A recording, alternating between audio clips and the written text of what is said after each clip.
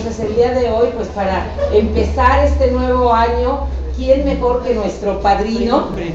Él es nuestro padrino de este niño tan grande que es el Círculo de Estudios de Brújula Metropolitana.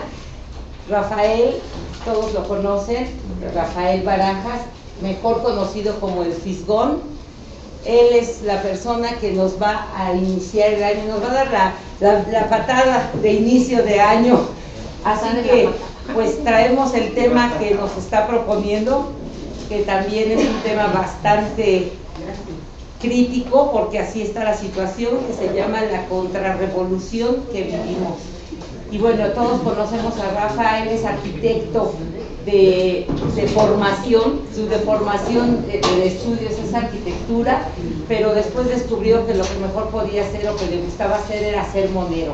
Entonces, afortunadamente nos ha permitido esa profesión, poder conocer y poder sobre todo estar al lado de él ante todos los movimientos que hace sobre la libertad de expresión y la libertad de expresión también a través del arte y de la caricatura. Entonces, pues el día de hoy tenemos con nosotros a Rafa. Él ha escrito libros, espero que todos aquí por lo menos tengamos uno de sus libros, porque de eso viven los escritores. Y bueno, hoy no trajo para vender, pero bueno, cuando nos acompaña siempre trae sus libros, que además son geniales y didácticos para que todo el mundo pueda difundir los temas de actualidad y de análisis y de crítica. Entonces los dejamos con Rafa, le damos la bienvenida y felicidades.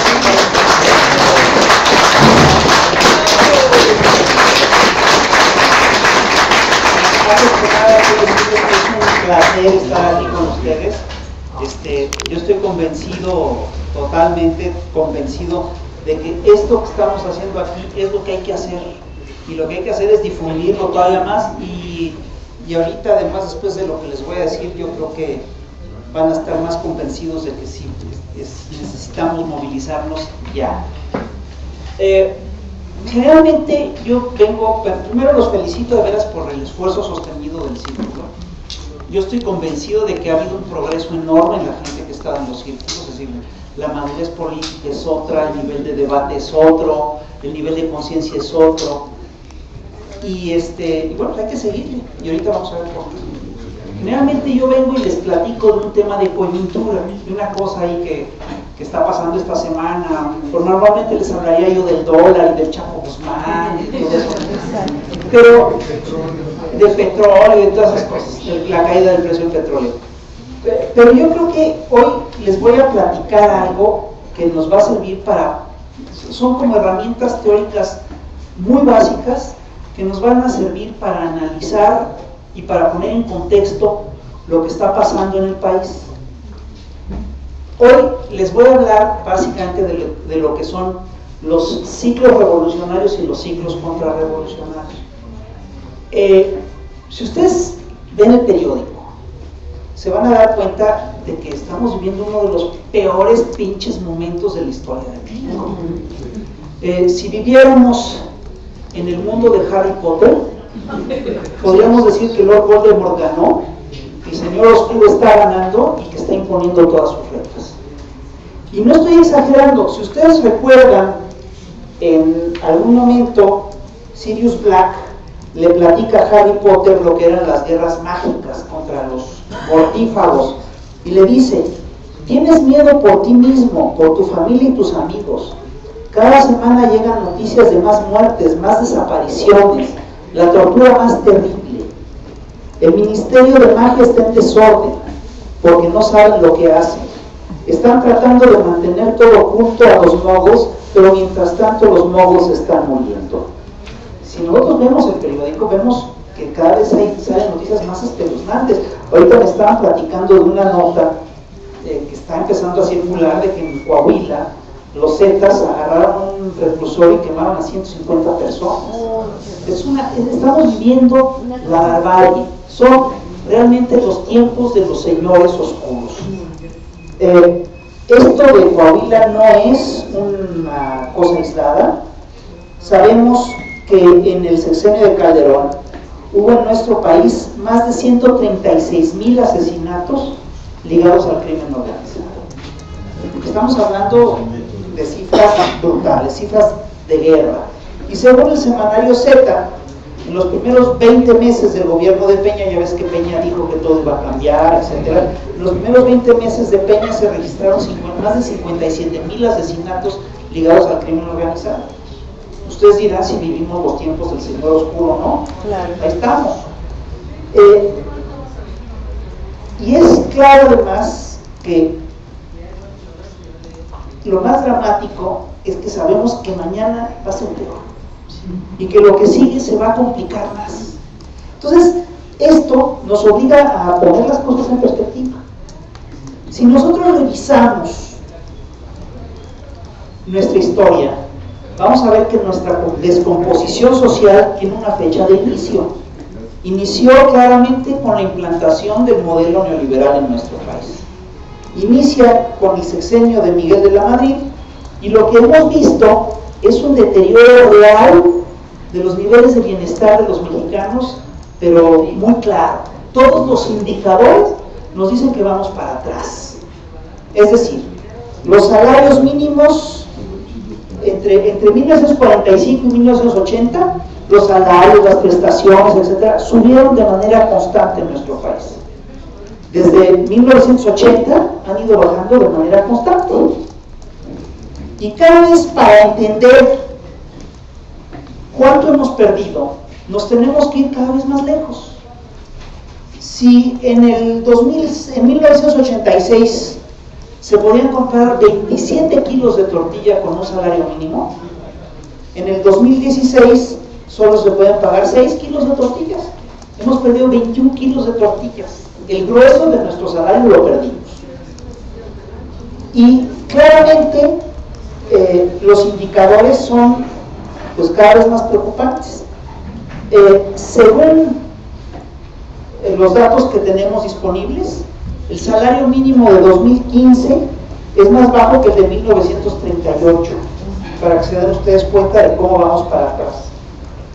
Los derechos de los trabajadores son tan escasos como en 1916.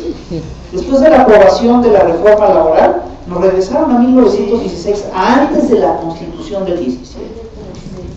Un reportaje de Los Angeles Times documentó que en 2014 algunas empresas agroexportadoras, que supuestamente son empresas modelo, tienen tiendas de raya como las que había en el Porfiriato y explotan trabajo infantil como se explotaba en 1905. Y vamos para atrás. Y esto que se da a nivel de salarios también se da a nivel de lo que es la soberanía y el control de nuestras riquezas. Ahí está, es hasta peor. Gracias a la reforma energética, las multinacionales ahora pueden invertir en México y explotar el petróleo tal como lo hacían en 1935. En 2015, las empresas mineras extranjeras tienen muchas más concesiones que las que jamás otorgó Porfirio Díaz. Y miren, no es chiste. Porfirio Díaz otorgó entre 1907 y 1908 y había entregado, es decir, en esas fechas ya tenía entregadas 30.837 títulos de concesiones mineras, lo que representaba 444.330 hectáreas. Es un chingo de territorio nacional y eso fue una de las cosas que motivaron la Revolución Mexicana. Bueno, pero eso que había concesionado Díaz no es nada en comparación a lo que han concesionado los gobiernos neoliberales, sobre todo las administraciones de Fox y Calderón. Según un estudio de la UAM, en 2012, el 25% de todo el territorio nacional estaba concesionado a empresas mineras. Es una barbaridad. Eso quiere decir que ahí donde están ustedes sentados, la mitad de una nalga de ustedes es una minera estatal. Sí. Eso es lo que quiere decir. Ese es el nivel de entrega que tiene el país. Y el resultado es que entre 1980 y 2014, las mineras extranjeras han saqueado más oro y plata de nuestro país que lo que jamás saquearon los españoles en 300 años de conquista. Vamos para atrás, en serio. Ahora, lo que les quiero decir es que esto, por supuesto, que se refleja en pérdida de soberanía. Si en la colonia uno de los problemas que teníamos es que muchas de las decisiones que afectaban a los mexicanos se tomaban en Madrid, ahora podemos estar seguros y tranquilos de que no se toman en Madrid, de que se toman en Washington. Sabemos, por informaciones periodísticas, que la reforma energética fue cabildeada, entre otras, por la gente de Hillary Clinton. Y además, ahí viene el Acuerdo Transpacífico. Hace unas semanas, bueno, hace unos meses ya, perdón, uno de los halcones de Estados Unidos, el señor David Petraeus, dijo: yo creo que es muy aventurado ya hablar de Estados Unidos, de América del Norte, de Estados Unidos. Tenemos que hablar ya de América del Norte, porque México y Canadá operan con las mismas reglas que Estados Unidos, entonces ya podríamos decir que ese es un solo país. Ya estamos en esa lógica, estamos integrándonos a una velocidad aceleradísima a los Estados Unidos, y nosotros, pero eso sí, sin tener una sola de las ventajas que da vivir en Estados Unidos, de sus salarios ni hablar. Bueno, ahora, lo que les quiero decir es que a nivel de corrupción policíaca también estamos con una regresión brutal. Estamos peor que en los tiempos de los bandidos de Río Frío. A nivel de violencia estamos peor que en los tiempos del Xipetotec, ¿no? Cuando nuestro señor el desollado. Y caminamos hacia nuestro pasado. La conclusión es muy clara. Estamos día con día caminando al peor de nuestros pasados. Ahora, lo que les quiero decir es que este proceso no es privativo de México. Está ocurriendo prácticamente en todo el planeta. Nosotros pensábamos que el modelo entró a funcionar, se empezó a aplicar en todas partes del mundo, pero no se aplicó de manera igual en todas partes del mundo. En algunas partes fue particularmente agresivo y violento, y en otros fue de manera más lenta, pero está alcanzando a todo el mundo. En unos años, el África subsahariana fue devastada en la década de los 80s y 90s. La economía argentina fue destrozada durante el gobierno de Menem. Igual ocurrió con la economía de Brasil y con la economía de varios países de América del Sur. Y es claro que después ahí hubo una serie de, digamos, movimientos sociales que detuvieron el saqueo, pero en otras regiones el saqueo ha seguido inclemente. En México ha sido parejito. Y muchos analistas que dicen que a México lo están usando como conejillo de indias para ver cuánto resisten los pueblos, ¿no? Y yo creo que tienen razón. Esto que estamos viviendo aquí en México, este recorte de derechos y de salarios, ya se está empezando a aplicar en Europa misma, cosa que no era previsible o no era clara hace apenas unos 10 años. Pero ya en Grecia lo que estamos viviendo es un saqueo salvaje. En Italia y en España el movimiento ahí va, y en Francia misma empieza a haber recortes severos en materia de seguridad social y de salud. De verdad que esto que estamos viviendo es lo que podríamos llamar un retroceso global. Es una, digamos, una derrota histórica de la izquierda y de los grupos progresistas, y es un avance y el empoderamiento de los grupos de derecha radical, de un sector de estos grupos de derecha radical. Quiero decirles que las regresiones no son extrañas en la historia, de hecho son recurrentes. Si revisamos la historia de Occidente, vamos a ver que entre 1771 y el 2015 ha habido un movimiento pendular. Ha habido periodos en los que los pueblos se organizan, luchan por sus cosas, pelean por sus salarios, defienden sus recursos naturales, etc. Y hay periodos en los que los pueblos los pierden. Ahorita estamos claramente en un periodo en el que los periodos los pierden. Los periodos en los que los pueblos se organizan y luchan y pelean por sus salarios y por sus recursos naturales y por su salud, etc., son periodos de auge revolucionario. Y los otros son periodos de auge contrarrevolucionario. Y si revisamos la historia, vamos a ver con claridad que estos periodos están muy delimitados. Ojo, no vamos a encontrar cortes claros. La historia no es una ciencia exacta y siempre hay cabos sueltos y hay cosas imprecisas, etc. Pero, a grandes rasgos, podemos decir que desde que los Estados Unidos decidieron luchar por su independencia hasta la década de 1810-1820, hubo un proceso de auge revolucionario constante. Es lo que los historiadores llaman el ciclo de las revoluciones atlánticas, porque todas tuvieron lugar en los contornos del Atlántico. Empieza con la Guerra de Independencia de Estados Unidos en 1771, sí, creo que es el 71, se concreta en el 70 y tantos. Sigue con la Revolución Francesa de 1789, continúa con la Revolución de Haití, con la Guerra de Independencia de Haití, por ahí antes de la caída del siglo XVIII, se perpetúa después con la Guerra Civil en España, que provoca la invasión napoleónica, y luego se continúa con las revoluciones de independencia de América Latina. Fue un ciclo revolucionario muy claro, en el cual México participó con la bola del Padre Hidalgo, con el movimiento insurgente, etc. Y después vino una reacción muy fuerte, que fue ese ciclo, básicamente fue un ciclo contra las monarquías y contra el sistema feudal. Y después las monarquías reaccionaron y hubo un regreso de las monarquías. Es lo que se llamó la restauración.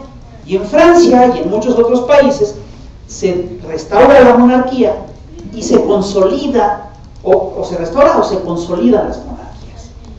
Y esto ocurre en la década de 1820.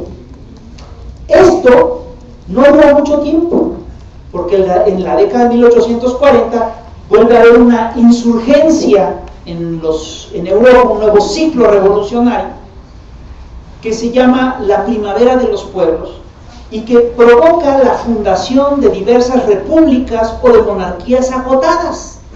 Es un ciclo revolucionario corto. Y después hubo un periodo de estabilidad en la cual el capitalismo tuvo una fase de expansión muy fuerte y empezó a tener ganancias históricas únicas, etc. Y empezó a sobreexplotar a los trabajadores y empezó una forma de colonialismo muy salvaje, etc. Y después hubo un proceso revolucionario que tomó décadas, que fue muy lento, que empieza con la revolución, con la Primavera de los Pueblos, pero que avanza muy lentamente y tiene muchos momentos claves. Es un proceso en el que se dan algunos movimientos anticoloniales, pero sobre todo lo que se da es la organización de los trabajadores organizados. Ahí es cuando se consolidan los sindicatos en Europa y en todo el mundo.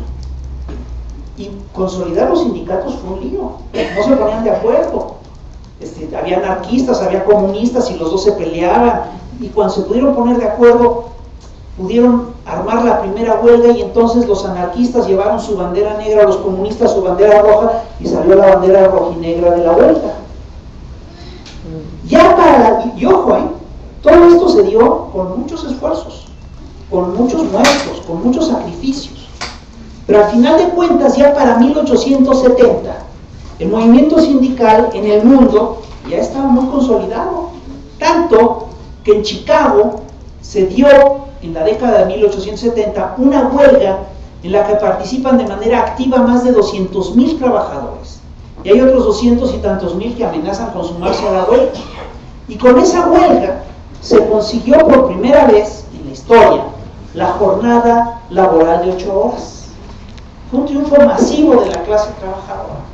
Y poco a poco surgieron movimientos sindicales, movimientos de izquierda, movimientos socialistas, movimientos comunistas incluso. Y esta oleada revolucionaria culmina con dos grandes revoluciones a inicios del siglo XX, que son la Revolución Mexicana de 1910 y la Revolución Soviética de 1917. Y este ciclo revolucionario da pie a una oleada revolucionaria de largo aliento, porque además después el capitalismo entró en una crisis brutal a partir Viernes Negro, y entonces creció en todo el planeta el movimiento socialista y el movimiento sindicalista, mientras que la URSS se consolidaba una burocracia terrible. En el resto del mundo crecían las simpatías hacia el socialismo.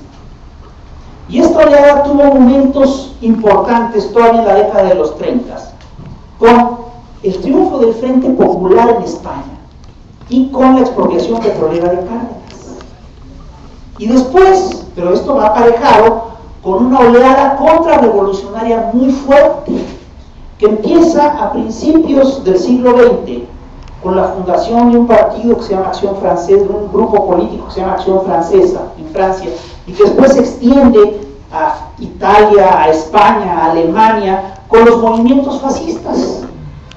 Y ahí surgen Franco y Mussolini y Hitler, y después Japón se suma a este proyecto, y eso fue el fascismo.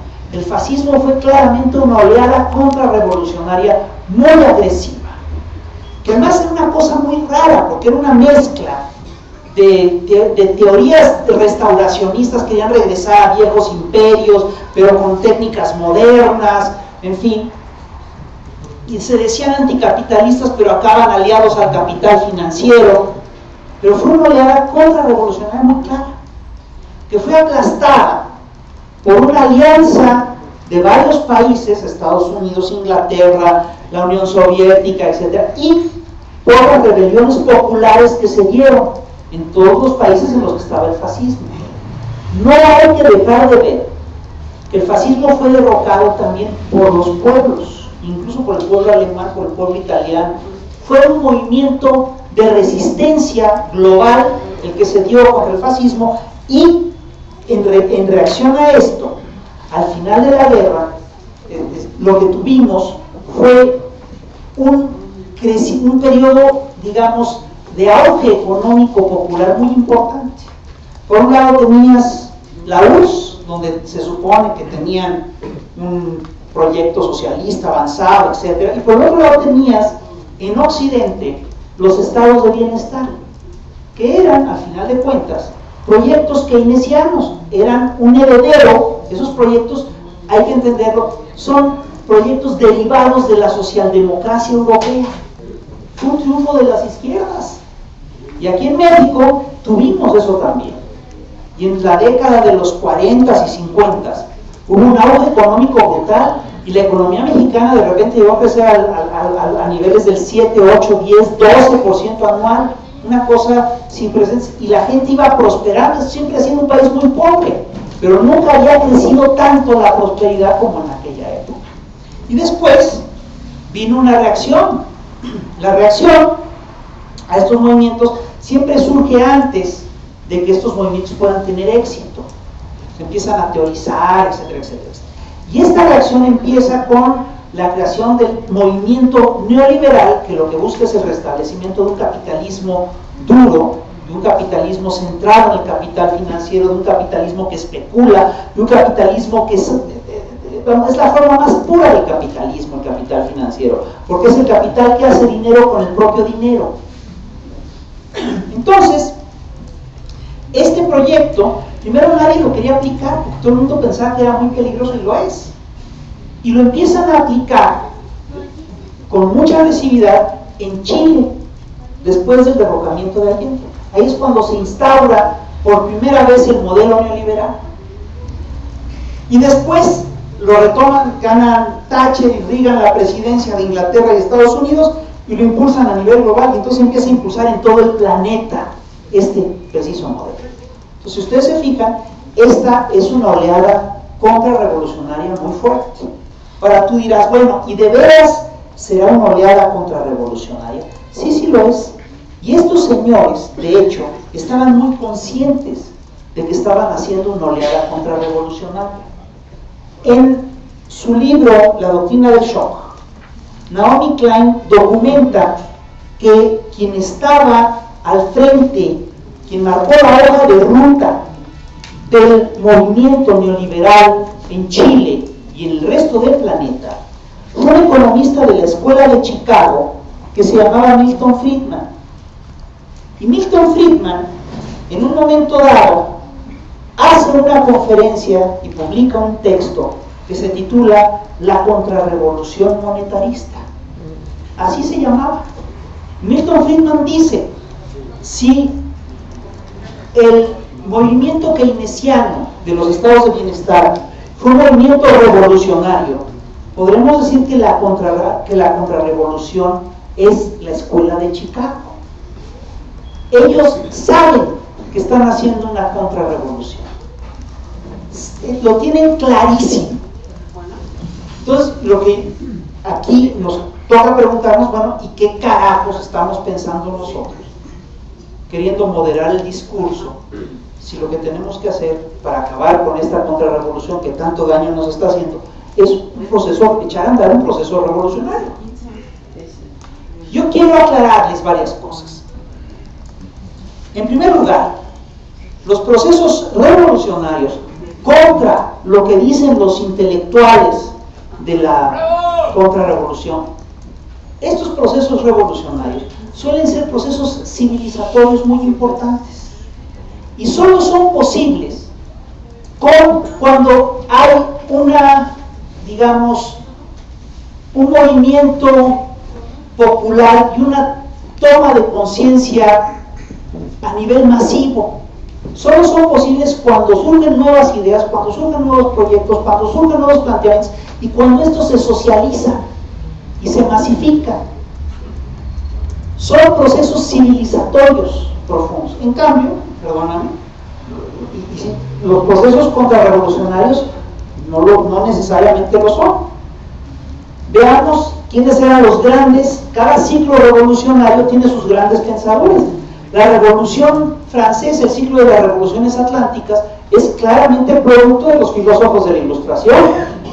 Es producto del pensamiento de Voltaire, de Diderot, de Montesquieu, y tuvo ecos en Estados Unidos con gente como George Washington, Benjamin Franklin, Thomas Paine, Thomas Jefferson. En México tuvimos pensadores importantes, como el propio Morelos, Lizardi, en fin. Y en cambio los procesos contrarrevolucionarios pues luego no tienen pensadores tan audaces. ¿Quién fue el que dirigió la contrarrevolución en Inglaterra? Fue un señor que se llamaba Edmund Burke, que no es tan importante. Y en Francia, ¿quién fue? Un señor que se llamaba de Maistre, que quién sabe, pues, fue un tipo muy importante en su momento, pero pues no pesa con los tiempos. ¿Quién echó a andar el proceso revolucionario socialista? Fue gente como Marx. ¿Quiénes eran los pensadores socialistas? O sea, gente de nivel como Engels, Lenin, Trotsky, Rosa Luxemburgo. El nivel era muy alto. ¿Quiénes fueron? ¿Quién es el gran teórico de la contrarrevolución fascista? Pues es un pinche francés que se llama Charles Maurras, que no se acuerda más que los fundadores del PAN. Un tipo X. ¿Quiénes fueron los pensadores del estado de bienestar? Bueno, estaban Sartre, estaban Marcuse, era un grupo de Althusser, una serie de pensadores muy importantes. ¿Quiénes fueron los pensadores de esta contrarrevolución? Fíjate, estos no están tan mal, pero son Friedrich Hayek, Karl Popper, aquí en México, ¿quiénes son sus representantes? Son Enrique Krause, Sergio Sarmiento y Luis Hasse. Ve de lo que estás hablando. Lo que es increíble, pendejos ellos, pero más pendejos nosotros. Claro. ¿Por qué chingados dejamos que nos avasallaran sus argumentos y nos empezamos a comprar sus tesis? Eso lo tenemos que parar y tenemos que echarle abajo todo este proyecto, tenemos que empezar a cambiar estos procesos. Y para eso, entre otras cosas, tenemos que entender, primero, ¿qué es en específico esta contrarrevolución? ¿Cómo funciona? Y segundo, ¿cómo funcionan las contrarrevoluciones a nivel general, a nivel histórico? ¿Cuáles son las fases y las etapas de los procesos revolucionarios y los procesos contrarrevolucionarios? Yo quiero decirles que en general en la historia, los procesos revolucionarios suelen ser largos. A la gente le toma tiempo organizarse, porque los pueblos se organizan a partir de tejido social, haciendo redes de confianza. convenciendo, discutiendo, debatiendo, y eso toma tiempo. Y mientras más gente hay, pues más tiempo toma. Suelen ser procesos largos. En cambio, los procesos contrarrevolucionarios hasta ahora habían sido procesos muy brutales, pero muy cortos. La restauración duró poco tiempo. El proceso del fascismo se acabó en unos cuantos años. En cambio, ya lleva 30 y tantos años y no tiene para cuándo acabarse. ¿Por qué carajos este proceso contrarrevolucionario es tan exitoso? Pues les voy a decir por qué. Hay razones históricas muy claras que te explican por qué el actual proceso neoliberal contrarrevolucionario es tan estable y tan exitoso. Primero, hay cuestiones ideológicas en este juego. Los señores neoliberales, aunque ustedes no lo crean, aunque Milton Friedman diga que son una contrarrevolución, también se sienten una revolución. Y está muy claro, los señores, los teóricos norteamericanos del neoliberalismo, se sienten los herederos de la revolución que iniciaron George Washington y Jefferson y Paine en Estados Unidos en 1770 y tantos. Y constantemente citan los textos de Washington y de todos sus abuelos fundadores. Y sienten que aquel proceso que instauraba la total libertad económica, etc., fue un proceso que fue indebidamente interrumpido por las contrarrevoluciones fascistas y por las revoluciones socialistas, por gente que no entiende de lo que es el progreso. Ellos sí se conciben como la vanguardia del progreso y conciben a todos esos movimientos socialistas y fascistas, etcétera, y digamos promonárquicos o profeudales, los ven como estorbos a su proyecto y sienten que por fin están pudiendo implantar el proyecto. Y hoy en día el modelo neoliberal es efectivamente hegemónico a nivel global. Tú te vas a China y te vas a Perú, o te vas a Hong Kong, o te vas a Estados Unidos o a Nigeria, y te vas a encontrar franquicias como los McDonald's y Walmart y todo eso. El tejido es muy parecido y vas a ver que las lógicas son básicamente las mismas. Operan siguiendo las lógicas de un mercado global. Es el primer proyecto que está realmente globalizado, y es un proyecto además que se consolida después de la derrota de los proyectos feudales.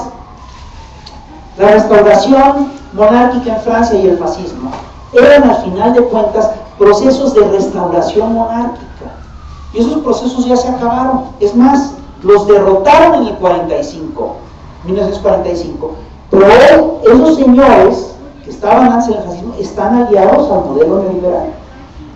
Entonces presentan un frente único y eso los hace muy poderosos. Y tiene otra característica el modelo neoliberal que lo hace particularmente agresivo. Este es el primer proyecto contrarrevolucionario que no es meramente reactivo. Ahí les va. La restauración en Francia fue hecha por unos reyes a los que les habían quitado la corona, y ellos simplemente quisieron regresar a que les dieran lo que ellos creían que era suyo. De ahí la famosa frase de Talleyrand que dice: no aprendieron nada, no olvidaron nada. Ellos regresan a lo suyo, regresan a reinstaurarse. La revolución fascista también fue en gran medida un proceso reactivo y se arma rápidamente por el miedo que da el establecimiento del primer país socialista en el mundo, que fue la Unión Soviética.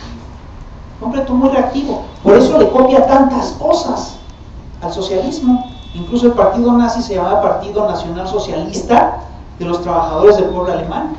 Socialista de los trabajadores. Uno nunca hubiera pensado que Hitler venía de ahí.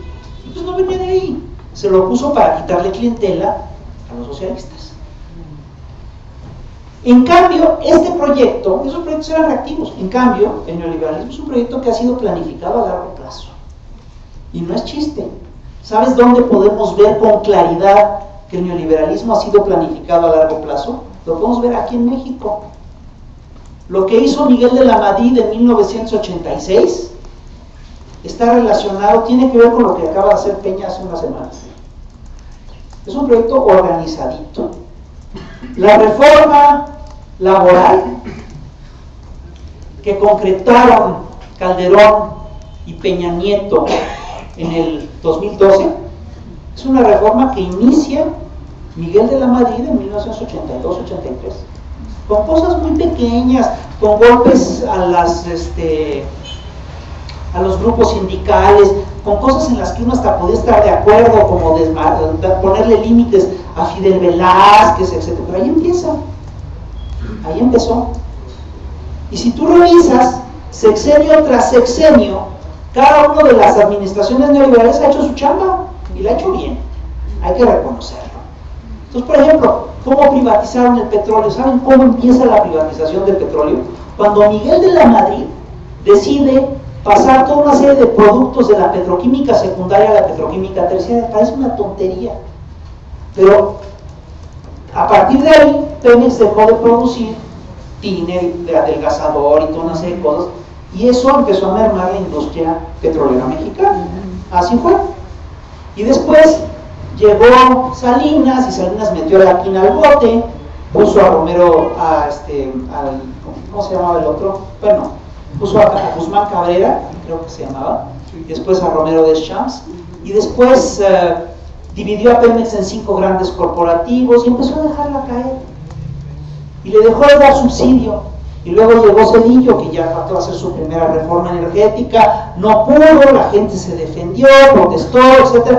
Pero también me acuerdo que se deterioraba Pemex y siguió con el saqueo de la empresa, transfirieron esos impuestos, empezaron a subir los impuestos a Pemex, a bajarle los ingresos, hasta que la empezaron a enflacar. Luego llegó Fox, que ya llegó al colmo, luego llegó Calderón, y finalmente Peña Nieto ya pudo, sin mayores problemas, culminar su reforma energética. Así es como lo hicieron. ¿Y cómo hicieron, por ejemplo, cuál quieren? La reforma bancaria, la reforma central. Con todas las reformas han procedido de la misma manera. Las han ido haciendo poco a poquito, y en todo momento estuvieron pulsando cuál era la reacción de la gente. Si la gente protestaba demasiado, la dejaban y se iban a otra cosa, y después la retomaban y volvían a apretar, y así han regresado, han culminado su proyecto. Ahora, los señores neoliberales creen que están haciendo una revolución, pero ¿saben por qué? Si es una contrarrevolución, porque toda contrarrevolución lo que busca es regresarnos a una etapa anterior de la historia. Estos ya nos regresaron a una etapa anterior de la historia. En su libro El capitalismo del siglo XXI, Tomás Piketty documenta que el mayor momento, digamos, de ganancias que obtuvo el capital en términos abstractos se dio en la Belle Époque, porque tenían unas tasas de ganancia del 1 al 6, es decir, la riqueza del privado era 6 veces la riqueza del Estado, en fin. ¿Saben qué? Eso ya lo recuperaron. ¿Y eso qué ha implicado? Pues ha implicado, entre otras cosas, recuperar las tasas de explotación que había en 1900. Ya las recuperaron. Ya estamos como en ese nivel. Y siguen avanzando. Siguen avanzando. Y nosotros todavía no nos organizamos. Nosotros, es decir, ahora, yo les quiero decir una cosa. Todo ciclo revolucionario y contrarrevolucionario es finito, no puede durar por siempre y no puede extender sus lógicas al extremo, porque implica el colapso de la sociedad. Y eso, ¿saben qué? Ya nos está pasando.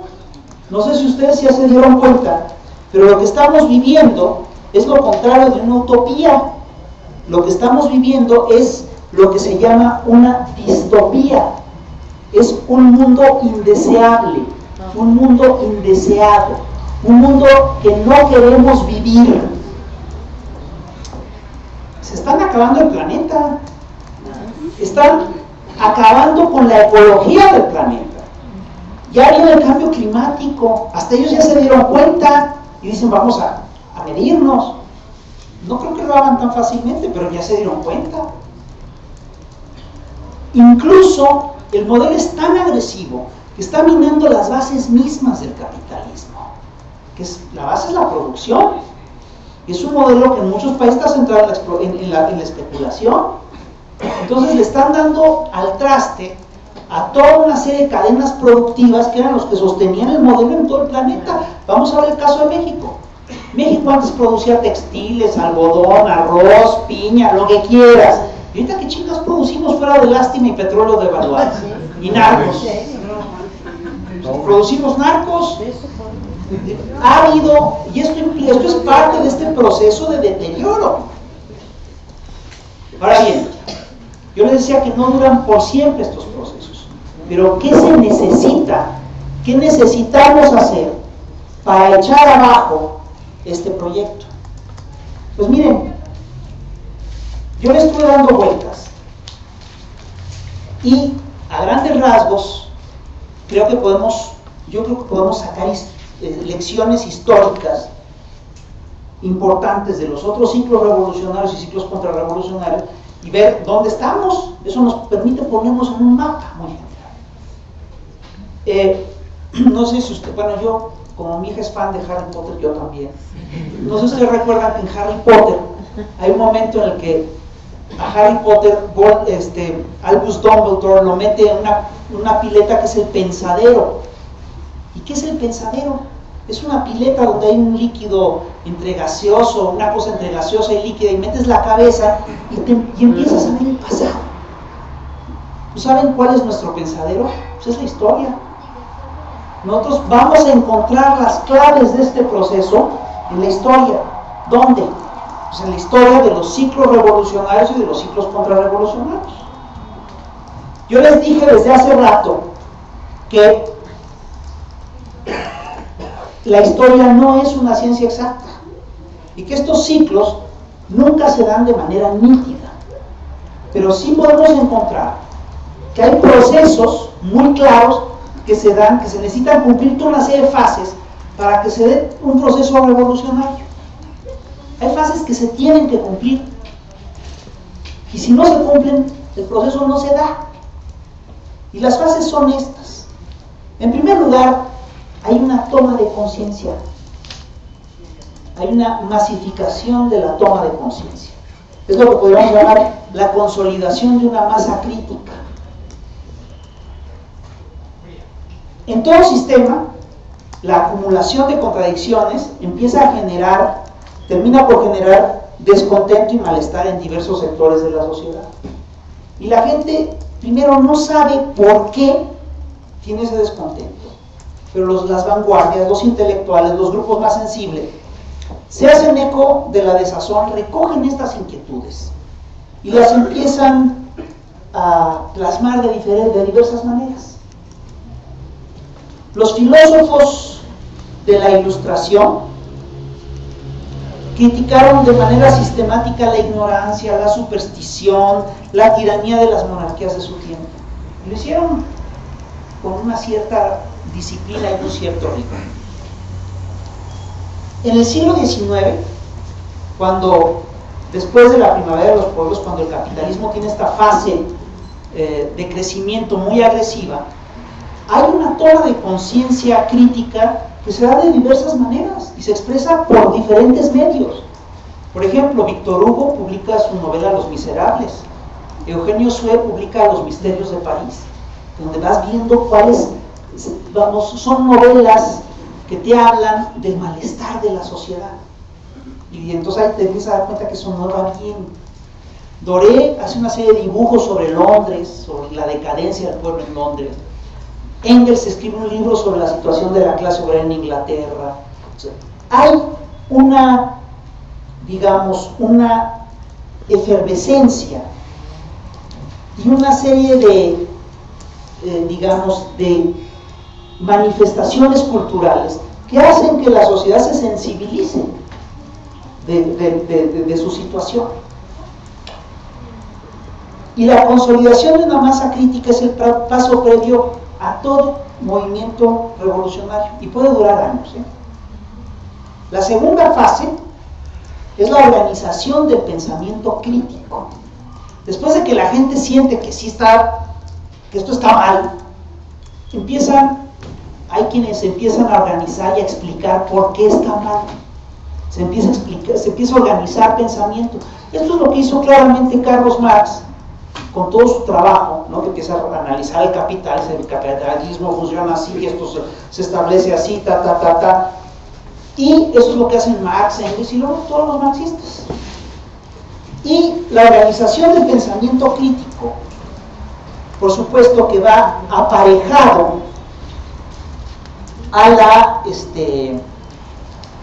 la búsqueda de un consenso crítico y a la construcción de un tejido social solidario. Ahora, esta organización de pensamiento crítico es muy importante para los procesos revolucionarios, porque es justamente lo que permite empezar a pasar de la organización, del desorden a la organización. Ahí es como se cataliza por primera vez el proyecto. Y luego, paralelo al desarrollo de las teorías críticas, muchas veces se dan de manera simultánea, los grupos disidentes buscan divulgar su visión del mundo y hacen un trabajo de propaganda que es muy serio. Propaganda y que dicen, oye, mira, esto pasó así, hacia ti te va mal es por esto y esto y esto y tal. Este proceso va siempre ligado a la construcción de un tejido social solidario. Y esto, fíjense, ojo, aquí es donde ustedes personalmente pueden jugar un papel importante.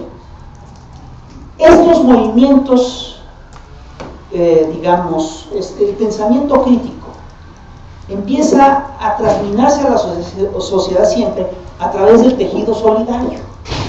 En las novelas de J.K. Rowling, la revolución de Harry Potter solo se da cuando se empieza a organizar la Orden del Fénix, si ustedes lo recordarán. Bueno, en las revoluciones anteriores esto también fue así.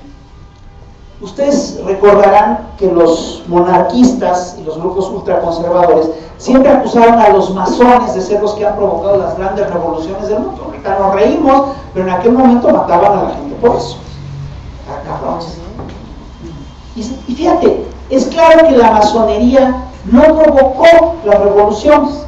Y si tú revisas la historia de la masonería, te vas a encontrar que en las revoluciones y en las contrarrevoluciones hay masones, y que había masones en el lado de los revolucionarios y de los contrarrevolucionarios en Francia en 1789, 90, 91, etc.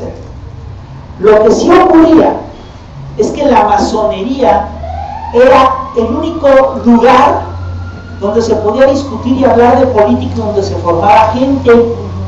Y entonces lo que tú tienes es que prácticamente todos los dirigentes revolucionarios de los ciclos revolucionarios atlánticos vienen de la masonería. Voltaire era masón, Montesquieu era masón, Saint-Just era masón, Diderot era masón, Danton, Robespierre, todos eran masones. ¿Y sabes qué? Benjamin Franklin era masón, George Washington era masón, Thomas Jefferson era masón, Toussaint Louverture, el haitiano, era masón, Hidalgo y Morelos eran masones. No porque la masonería haya promovido eso, sino porque la masonería los formó.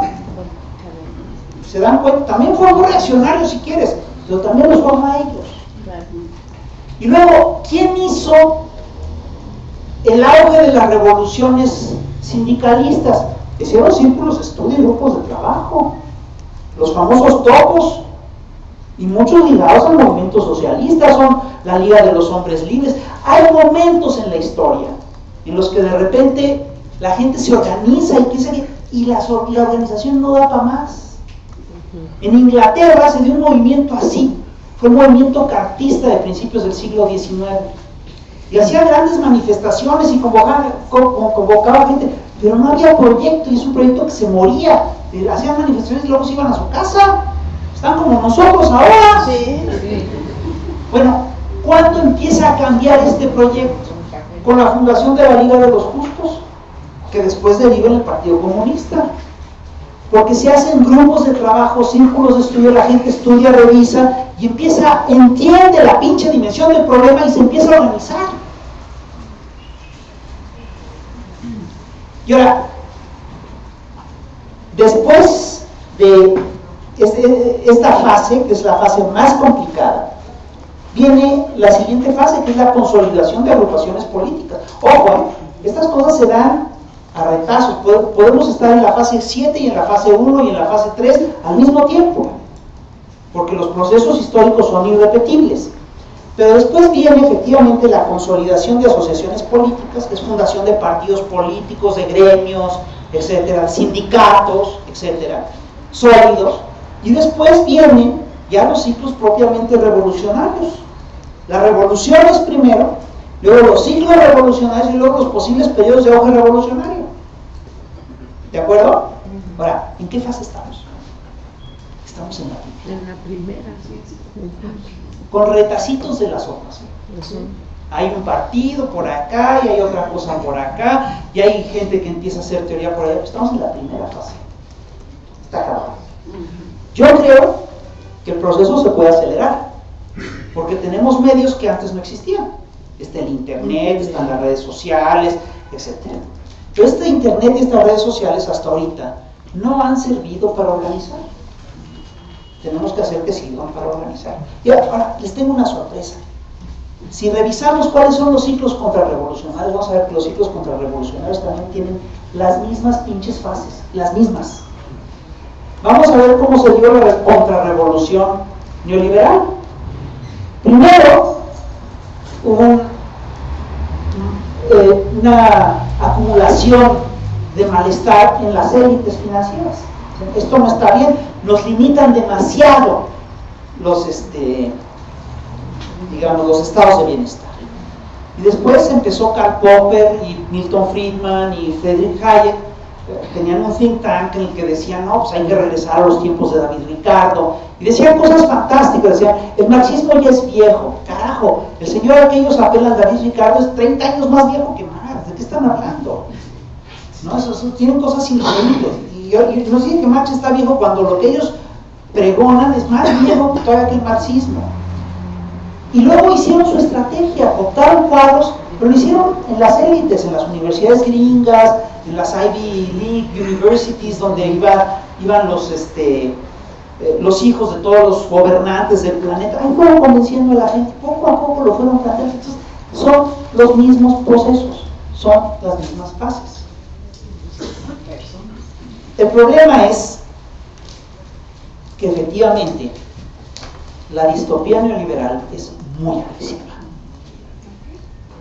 La distopía neoliberal es muy agresiva. El proyecto neoliberal es muy destructivo. Y tenemos que hacer algo. ¿Saben qué? Sí nos urge. Y mientras más nos tardemos, peor. Entonces, yo el otro día me agarré del chongo con un amigo al que quiero ver.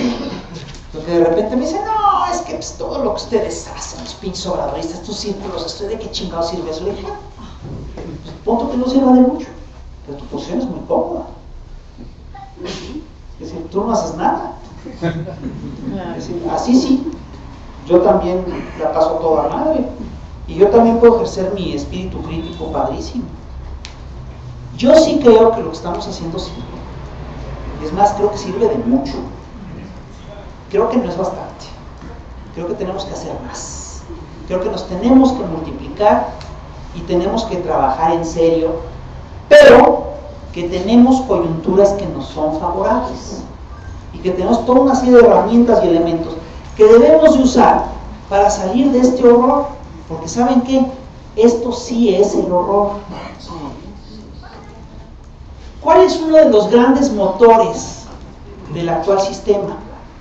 Ojo, este sistema para imponerse ha usado de todo, desde la diplomacia hasta las invasiones.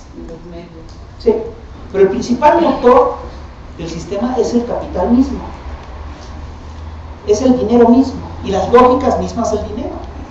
Ahora, ¿cómo funcionan estas lógicas? Pues es de veras de repente como cosa del demonio, ¿verdad?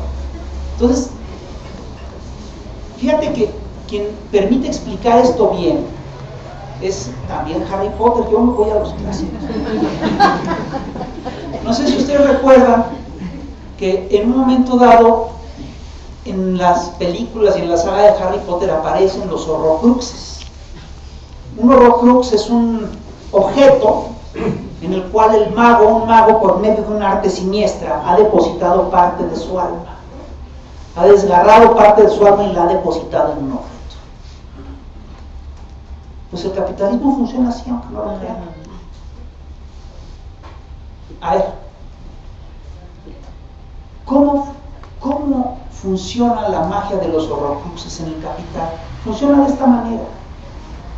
Un objeto rara vez es valorado por su valor de uso.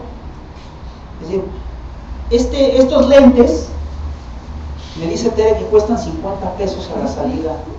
¿Escuchan? Pero fíjate, si yo te digo que estos son los lentes que usó León Trotsky el día que lo asesinaron, ¿cuánto me das por ellos? No tenemos.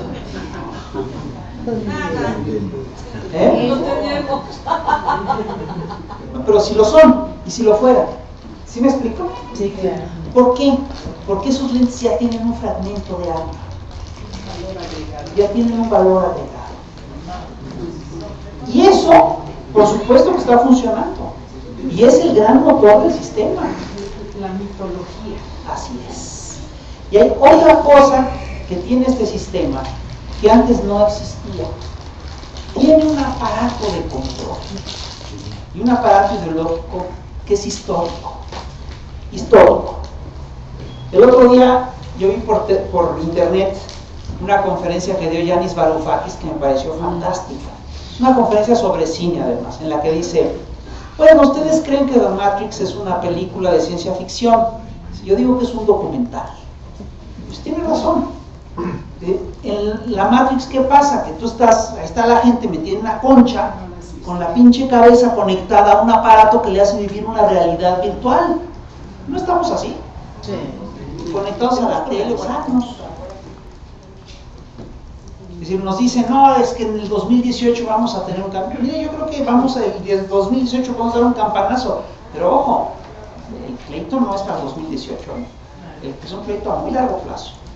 Y nos tenemos que preparar para el 2018, para el 19, para el 20, para el 21, para el 25 y para el 30. Y nos tenemos que poner a trabajar ya. Entonces, ¿qué les puedo decir? Yo les quiero preguntar, ¿y cómo chingados le vamos a hacer? A ver. Primero tenemos que abolir la autoestima baja. Que por eso es la razón que la gente no asiste a las juntas, no participa, porque creen que su capacidad es muy poca y creen que no vale la pena cultivarse. Entonces hay muchas cosas fundamentadas en una autoestima baja, cero o nula. Entonces por siglos nos han etiquetado de una forma tal que nos impide romper esa barrera. Primero tenemos que romper esas cadenas del mito de que nuestra civilización nunca existió, de que venimos de una era de la piedra, porque pues todo lo veían como hecho de piedra. Y digo, todos esos mitos los tenemos que corregir, o sea, tenemos que cambiar la interpretación de nuestra propia historia. Sin raíces no tenemos fuerza. Y entonces de ahí empezar a construir la parte biológica, que para mí está totalmente descuidada. O sea, como dice, estamos viviendo unas fantasías verdaderamente idiotas. La CETAL, el sindicato de la Coordinadora de Trabajadores de América Latina, fue un sindicato importante. ¿Cómo dejamos perder eso? ¿Por qué se lo dejamos a Fidel Velázquez? Ahí estamos mal, es decir, y yo sí creo que lo que dice la compañera es totalmente cierto. Lo primero que tenemos que hacer es reforzar el tejido solidario. Lo primero que tenemos que hacer es animar a la gente a que le entre, porque en la medida en la que los pueblos se desmovilizan, ellos avanzan. Si los pueblos se empiezan a mover y se organizan, ellos se echan para atrás. Entonces, pues tenemos una tarea muy importante y hay que entrar. Entonces, yo aquí le dejo, y si quieren preguntarme algo, con mucho gusto.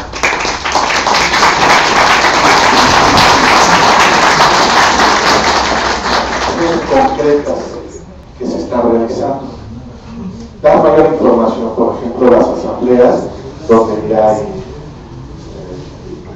dirigencias y sindicatos que están concluyendo, está la CENTE, está el ESME, están en asambleas a todo nivel e internacional.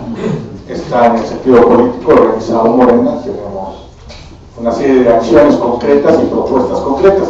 Esa información da mayor validez porque se sabe que si hay cosas que están funcionando ya, da esperanza, da posibilidad de sumarse. Información sobre eso. De acuerdo.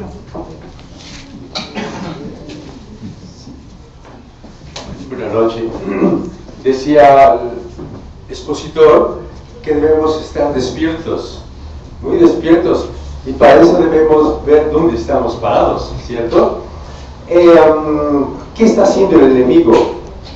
Desde toda la vida le ha tenido el poderoso miedo al pobre. ¿Por qué? Porque parecemos conejos, nos multiplicamos que da gusto. Yo nací en 1949, fue de los pocos que nacimos, ya había píldoras. Cuando este cuate Mancera se recibió, le ofrecieron una ley que la aprobara. ¿Qué reza esa ley?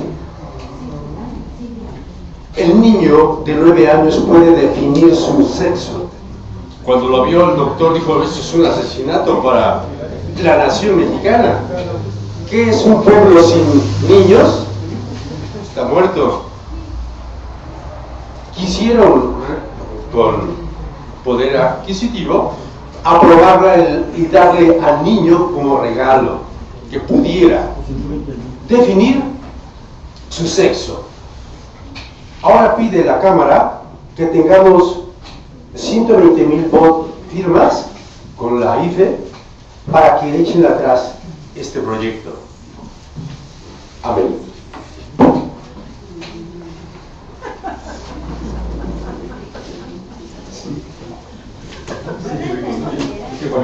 Buenas noches y un agradecimiento a ti, Fisbón, porque pues, siempre has estado interesado en informarnos y concientizarnos. Yo nada más te voy a hacer una pregunta rápido. Acaba de salir un libro de Rius, que siempre lo has tenido como tu maestro. Este es reciente, que se llama ¿Cuándo se empezó a joder México? Y entonces, pues, como que él difería un poco de ti, tú lo planteas que a partir de que se implantó el modelo neoliberal, pero él dice que pues, más bien tiene que ver desde Miguel Alemán. O sea que nuestro proceso revolucionario nada más duró pues, el sexenio de Cárdenas y medio de Ávila Camacho. O sea, siempre ha sido un sistema capitalista, y aunque tú lo planteas de que hubo tasas de crecimiento altas en ese periodo revolucionario, pues el problema siempre ha sido la desigualdad. Entonces, pues nada más era saber tu opinión acerca de eso que quiere Rius contigo. Gracias. Sí, Rafa, mira, nos has explicado muy bien el desmonte del estado de bienestar que se llevó a Occidente. Y está bien, estoy totalmente de acuerdo. Y yo te pregunto directamente tu opinión concreta en el hecho de naciones que en Sudamérica nos han llevado la ventaja, por lo menos ellos ya electoralmente llegaron al poder. El caso concreto de Venezuela y Argentina. Yo te pregunto en este sentido, a ver, en Venezuela, por ahí he leído, incluso algunas columnas de Tilio Bolón, en donde se dice que al parecer buena parte del triunfo de lo que fue esta asamblea, no fue presidencial, fue la asamblea, fue mucha gente que no fue a votar, mucho abstencionismo. Enojados el chavismo porque a Maduro lo que querían ver que hubiera sido duro que haber metido a los especuladores, a los empresarios que no sostienen el papel higiénico, las toallas y todo eso, ¿no? Y bueno, habría que ver si qué tan razón tuvo eso. El otro lado, Argentina, Macri en 30 días ya lleva despojando y desmontando parte del proyecto socialista. Y esa es mi pregunta en general de los dos países, y la cierro con esta. A nivel educacional, por ahí yo oí gente que fue a Venezuela en este tiempo del chavismo y que estaba viendo que las universidades en Caracas no necesariamente tenían un proyecto de verlo hacia la revolución bolivariana. Y eso me da mucho a pensar, porque aquí en la UNAM, que yo tengo un sobre de ciencias políticas, así está, hay un chorro de chavos ahí que son afiliados al PRI. Fíjate, el PRI está metido ahí, ¿y qué se está haciendo? Esa es mi pregunta, básicamente. Buenas noches. Vine a ver al señor Fisgón porque hace poco en un programa de reeducación hizo su afirmación sobre que había que cuidar el sistema electoral porque esa era una esperanza para el cambio y que si no, pues habría que buscar, preguntaba si habría alguna otra opción para nosotros, para la lucha, para hacer el cambio. Entonces yo le sugiero al señor Fisgón, ya que tiene su espacio en el Chamuco, en los diarios, con sus caricaturas muy buenas, que se dé un espacio para ver la opción que ofrece el filósofo Enrique González Rojo, que es la propuesta autogestionaria, la formación de células sin partido, la organización del pueblo por medio de células sin partido. Esto por la necesidad de ser independientes de toda aspiración partidista, porque los partidos ahorita todos son, yo lo que estoy viendo es que son como grandes agencias de colocación, así es como los están viendo, ¿no? Cada quien quiere sacar ahí un puesto, lo que sea, ¿no? Y las elecciones en sí son toda la organización que hay en ellas, en el IFE, en todas sus funciones, todo eso, hay una tremenda corrupción, me parece que son parte del sistema. Así pues, hacer una organización sin partido, con células autogestionarias, y ahí está el manifiesto autogestionario de Enrique González Rojo, que es un gran estudioso de aquí de México, y pues es muy grave, me parece, que haya personas que vean, por ejemplo, a Bob Abakian, que es un intelectual gringo, que es el jefe del Partido Comunista gringo o algo así. Pues es incomparable, la verdad, intelectualmente con el González Rojo. Muchas gracias. Buenas noches, compañero Fisgón. Nos encanta que vengas a la casa del Partido Popular Socialista.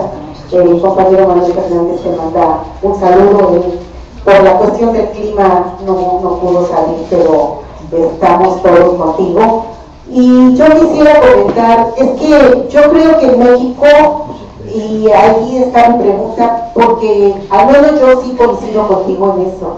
Yo creo que en México tenemos dos planteamientos que han permeado a los movimientos.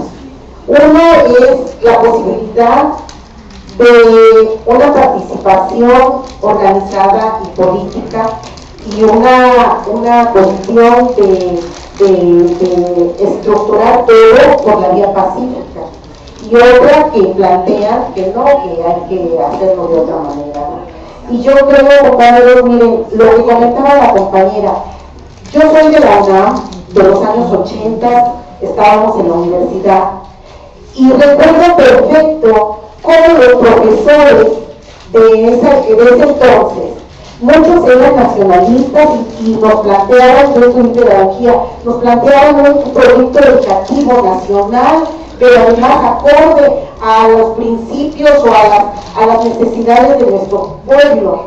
Y había otros que nos planteaban ya corrientes educativas norteamericanas en donde ensalzaban la individualidad, ensalzaban la competencia, ensalzaban a que no éramos producto de un movimiento revolucionario, sino que éramos casi pues, tenía que sobresalir el genio, ¿no? Y el genio era el que no le debía nada a ninguna patria ni a ningún nadie.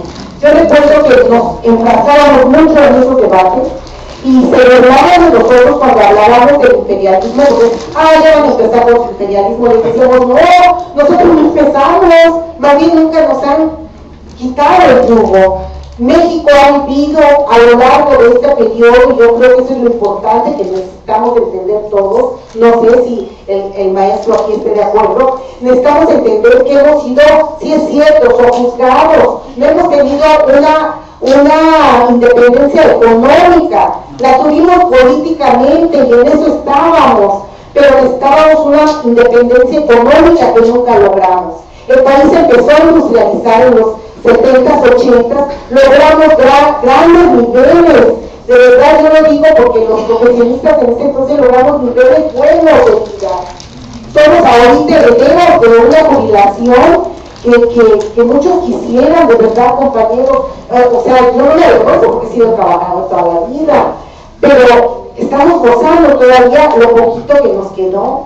El problema es que resistimos, el problema es que todos estuvimos en contra de los sindicatos, estuvimos en contra de las organizaciones, estuvimos en contra de situaciones que son el chavismo, los partidos políticos malos, y dejamos actuar, desde mi punto de vista, dejamos que todo llegara, las lacras que están ahorita en el gobierno, y las lacras que están en los partidos políticos, lo dejamos que llegaran, porque nosotros éramos buenos, ¿no? Gracias. Rapidillo. Ok. Lo que pasa es que no alcanza, ¿eh? Es que ya vamos. No, son preguntas mías, no son básicamente. Buenas noches, gracias Pincón por venir y ilustrarnos con tus conocimientos. Y gracias también a Laura que continúa con esto a viento y marea.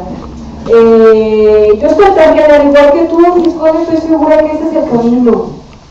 Seguir con estos círculos de estudio y tener a pegar en corto a la clase política, porque ellos son los que nos tienen así. Y también, por desgracia, a nuestros compañeros. En la actualidad los compañeros diputados, estos nuevos, no quieren, hay que hacerles manita de coche para que donen sus salariales que se lo merecen ellos, ¿no? Y nosotros nos merecemos el hambre, el desempleo, el que nos estén dando torito. Pero bueno, eso es una cosa. Sigamos peleándonos, discutiendo, vamos a poner esa palabra, con los que no quieren dar su salariote.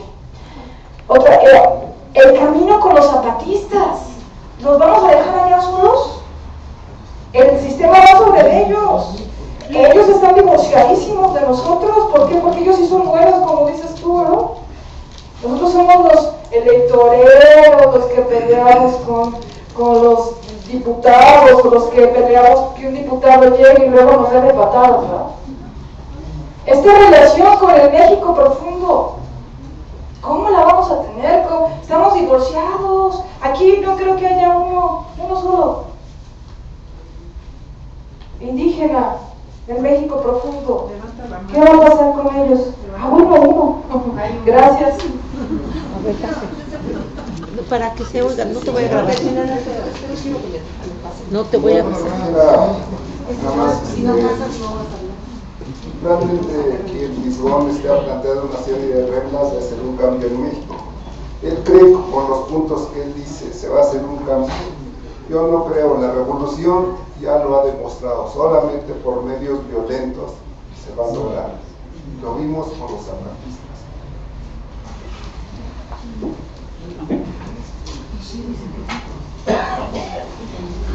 Bueno, nos explicó acerca de Reagan y de Thatcher, que ellos impulsaron a nivel global todo esto, ¿no? De hecho, esto vino con la famosa globalización, ¿no?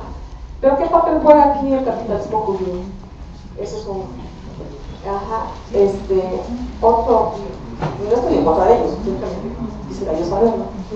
Otro, el proyecto educativo que tiene la Secretaría de Educación Privada actualmente, digamos pública, por Naya, estuvo hablando este señor acerca de los planes de estudio que se van a cambiar, y habló precisamente sobre libertad y democracia y no sé qué más. Bueno, si nos podría dar su opinión respecto a esto, y también acerca de la creación de la Secretaría de Cultura en su relación con el proyecto neoliberal y contrarrevolucionario. Y finalmente, una opinión muy pequeña. Yo creo que, aparte de que tomemos conciencia, tenemos que empezar a tener valor, porque hay mucho miedo a la sociedad mexicana, y aparte estamos como en el siglo XIX, los mexicanos, por resumidos, nos quitaron la mitad del territorio, y los malos siempre están unidos, los políticos, los capitales, los empresarios. Bueno, nosotros está completamente desunido. Y las organizaciones que hay, cada quien está por su lado. Bueno, a ver. Bueno, mira, hay varias preguntas que voy a tratar de contestar en bloque. Efectivamente, yo sí creo que el estado de bienestar se empieza a desmantelar de manera sistemática con los sexenios neoliberales. Yo no estoy diciendo que México se empezó a joder ahí. México, yo sí creo que se empezó a joder desde tiempos, digamos, en este último ciclo, se empieza a joder, yo diría que incluso antes de la llegada de Miguel Alemán, se empieza a joder al final de la Segunda Guerra Mundial con las claudicaciones de Manuel Ávila Camacho ante la política norteamericana. Eso está claro. Pero, digo, eso es un proceso político. Yo me referí de manera muy concreta a lo que son, digamos, a lo que es la contrarrevolución neoliberal y cómo esta contrarrevolución ha ido desmantelando el estado de bienestar. Eso sí se empieza a dar en tiempos de Miguel de la Madrid, por supuesto. Mira, es muy chistoso porque mucha gente ya nos dice, hablan del periodo de estado de bienestar como si fuera la gran cosa, como si hubiera sido una maravilla. No era una maravilla, pero era mucho mejor que lo que tenemos ahora, sin duda. Y es la muestra palpable de que otro mundo es posible. Y es un ejemplo muy concreto de cómo, dentro de las lógicas del sistema capitalista, de repente tú puedes aspirar a tener un proceso mejor. No sé si eso, con eso estoy respondiendo tu pregunta. Yo sí creo que nos empezamos a joder desde entonces, es más, desde antes. Es decir, creo que México está mal. Si la pregunta es de fondo, ¿cuándo nos empezamos a joder? Pues desde antes de la conquista. Es decir, si tú revisas, por ejemplo, las estelas mayas que ya se pueden descifrar, te das cuenta que luego no eran mejores que los zetas. Las estelas estas de Copán te hablan de puras decapitaciones y de cómo decapitaron a 700. Entonces, todo eso, por supuesto que tiene que ver, son parte de procesos culturales y son parte de vaivenes y de cosas que van y que vienen. Pero sí creo yo que hemos tenido mejores momentos que los que estamos viviendo. Y sin lugar a dudas, la referencia al estado de bienestar que teníamos en México es incuestionable. No sé si me explico. Yo creo que eso está claro. No es que yo añore que regrese López Mateos, para nada. Pero sí me parece que en aquella época había más derechos y teníamos más, digamos, el salario era mejor, tendría a subir, la perspectiva de vida que había era mucho mejor que la que tenemos ahora. Pregunta, habla el compañero de lo que fue Argentina y Venezuela, y a ver, yo me iría más lejos. Yo creo que no fue nada más Argentina y Venezuela. El proceso revolucionario que va a acabar de derribar al neoliberalismo ya empezó, y empezó justamente con un ciclo revolucionario de corto alcance que tuvo lugar en América del Sur y que empieza en Venezuela. Si tú revisas lo que ocurre a finales del siglo XX y principios del siglo XXI, te vas a dar cuenta que Venezuela tiene un cambio en 1999, luego lo tiene Brasil en el 2000, luego lo tiene Argentina en el 2001, y te voy a decir que aquí lo iba a ver con López Obrador en 2006 y lo cortaron. Yo estoy convencido de que no permitieron que llegara Andrés Manuel, entre otras cosas por una estrategia ya ni siquiera del Estado mexicano, fue una estrategia de Washington. Si llegaba López Obrador, aquí se le desbordaba todo el proyecto a nivel global, a nivel latinoamericano. Ya no podían hacer esta república norteamericana que ahora presumen tanto. ¿Me explico? Fue un proceso revolucionario de corto alcance, que hay que decirlo, estuvo muy acotado, fue muy limitado, entre otras cosas, porque siguieron con las políticas extractivas, no pudieron salirse de las lógicas del mercado, y lo que hicieron fue muy importante, pero también fue muy limitado. El Mercosur no es cualquier cosa, pero el Mercosur no resolvió el problema de América Latina. Y lo que está viviendo ahorita en Venezuela y Argentina, lo que te hace ver es qué tan frágiles eran esos procesos. Entonces, eso es lo que estamos viviendo. Digamos, el intento, lo que estamos viviendo ahorita, lo que ocurrió en América Latina es un ciclo revolucionario de corto aliento, y lo que estamos viviendo ahorita es cómo están tratando de ahorcarlo. A eso van. Hay quien dice, bueno, tú no puedes decir que Uruguay haya sido un proceso revolucionario porque en Uruguay es una pinche socialdemocracia. Sí, pero la pinche socialdemocracia para los señores neoliberales es un proceso muy avanzado y es un proyecto revolucionario. La Kirchner era un proyecto revolucionario con todas sus limitaciones, que fueron muchísimas, pero lo que está haciendo Macri es regresar al menemismo en 3 meses. Sí. Es una cosa brutal, ¿no? A eso van, esos son los procesos que estamos viviendo. Entonces, si tú te fijas, este estudio de lo que ocurre con los ciclos con América del Sur entra perfecto dentro de los análisis de los ciclos revolucionarios y ciclos contrarrevolucionarios. Luego, hay quien plantea que existen, es decir, yo efectivamente sigo sosteniendo que el sistema electoral, que el sistema democrático es importante y que es una esperanza para el cambio. Perdón, lo sigo sosteniendo. Creo, además, y es algo que se suele olvidar, que esta visión es parte incluso de los procesos marxistas viejos. Engels abogó por las elecciones. Marx hablaba de cómo era importante tener una facción socialista en el Congreso. Digo, y Lenin también. Lenin cuando llama a votar por la Duma, está hablando de este proyecto. No es que se agote ahí, ¿me explico? Pero sí tienes que pasar por eso y tienes que entender que las elecciones son una herramienta muy importante que te pueden permitir crecer. Y el compañero dice, mira, ahí está el ejemplo de los zapatistas. Perdón, si nos vamos a América Latina, vamos a ver que donde sí hubo cambios radicales importantes es donde la gente optó por la vía electoral. Es el caso de Venezuela, es el caso de Argentina, es el caso de Uruguay, es el caso de Paraguay, es el caso de Bolivia, con todas sus limitaciones, el caso de Chile, y el caso de Brasil. Es donde más se ha podido avanzar. Ahorita, la gente, a ver, todo el tema de las células autogestionarias y sin partido que plantea Enrique González Rojas, me parece muy bien. Yo conozco bien a Enrique, me cae muy bien. Pero, dime tú, a ver, ¿ustedes conocen a alguien que esté metido en esas células? ¿Qué impacto tienen esas células y desde hace cuánto se están moviendo? Yo creo que tenemos, es decir, el tema es que se necesita, a ver, el neoliberalismo no solamente es un proyecto nacional, es un proyecto global. Necesitamos armar una pinche organización global. La resistencia por células es muy importante, pero no basta. Fíjense, si el primer pleito, las revoluciones y las contrarrevoluciones se organizan esencialmente alrededor de 2 cosas, que son el trabajo y los recursos naturales.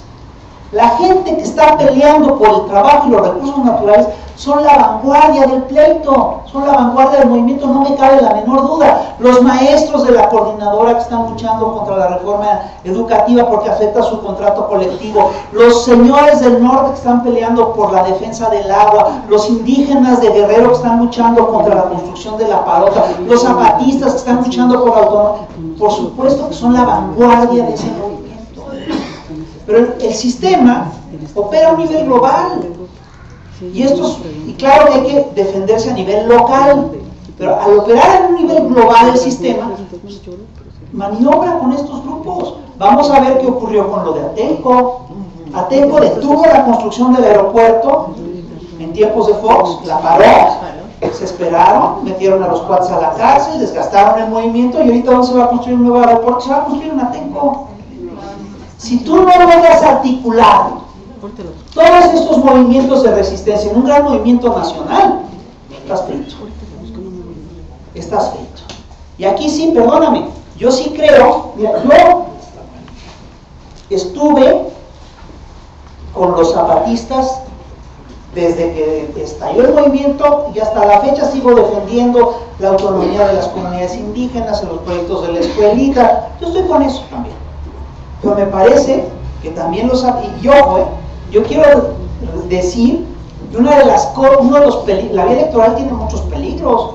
El primero es que te compran y te corrompen, y cooptan y corrompen a quien pueden, por supuesto que lo hacen. Y lo hacen tiro por viaje.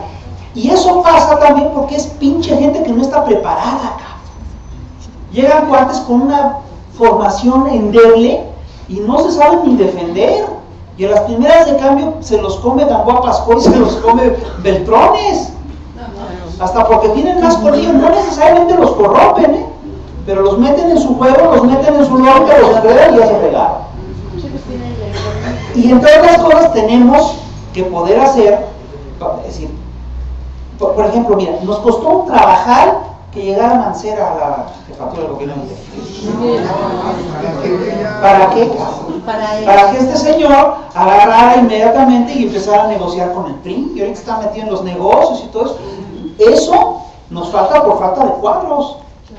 Si tuviéramos un cuadro, ¿por qué pusimos a Mancera? Pues porque dime a quién poníamos.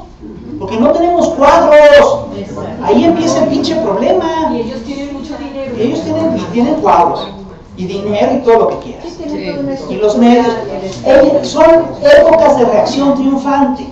Ahora bien, yo quiero decir que una de las cosas que tenemos que evitar es el sectarismo. Y el sectarismo está cabrón. El sectarismo divide. Estamos como en tiempos del cartismo, que no se pueden ni poner de acuerdo anarquistas y comunistas. Es decir, yo no creo que el movimiento bravista sea enemigo del movimiento zapatista, te lo digo en serio. Yo también estoy por las comunidades indígenas, por la defensa de los derechos indígenas y porque se apruebe el Tratado de San Andrés, estoy con eso. Y de repente pareciera, claro, de repente llegan los perredistas y votan Jesús Ortega y Lazarito por la ley de Bartlett, por la ley esta de, ¿cómo se llama? La ley Chuchopa esta, la ley Cocopa, ¿no? Le dan en la torre el proyecto y claro, después de eso los zapatistas no le tienen ninguna pinche credibilidad al PRD, yo tampoco se la tengo, pero de ahí a que luego vaya Marcos a decir no voten por López Obrador al 2000, perdóname, eso fue hacer el caldo gordo, claro. Perdón, ni siquiera había pan, perdóname, y eso lo reconoce la más importante filósofa postmarxista que es Chantal Mouffe. Dice, pues oye, ¿qué fue a hacer ahí? Yo no estoy diciendo que eso haya provocado la derrota del 2006, ¿eh?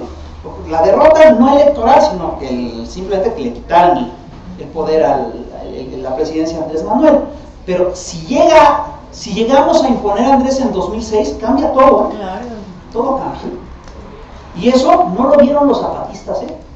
Por un problema de cortedad de miras. Entonces, si no entendemos que la lucha es de todos y que nos tenemos que emparejar todos, estamos jodidos. Yo jalo con los zapatistas. Lo que yo he visto es que ellos no jalan conmigo. Exacto.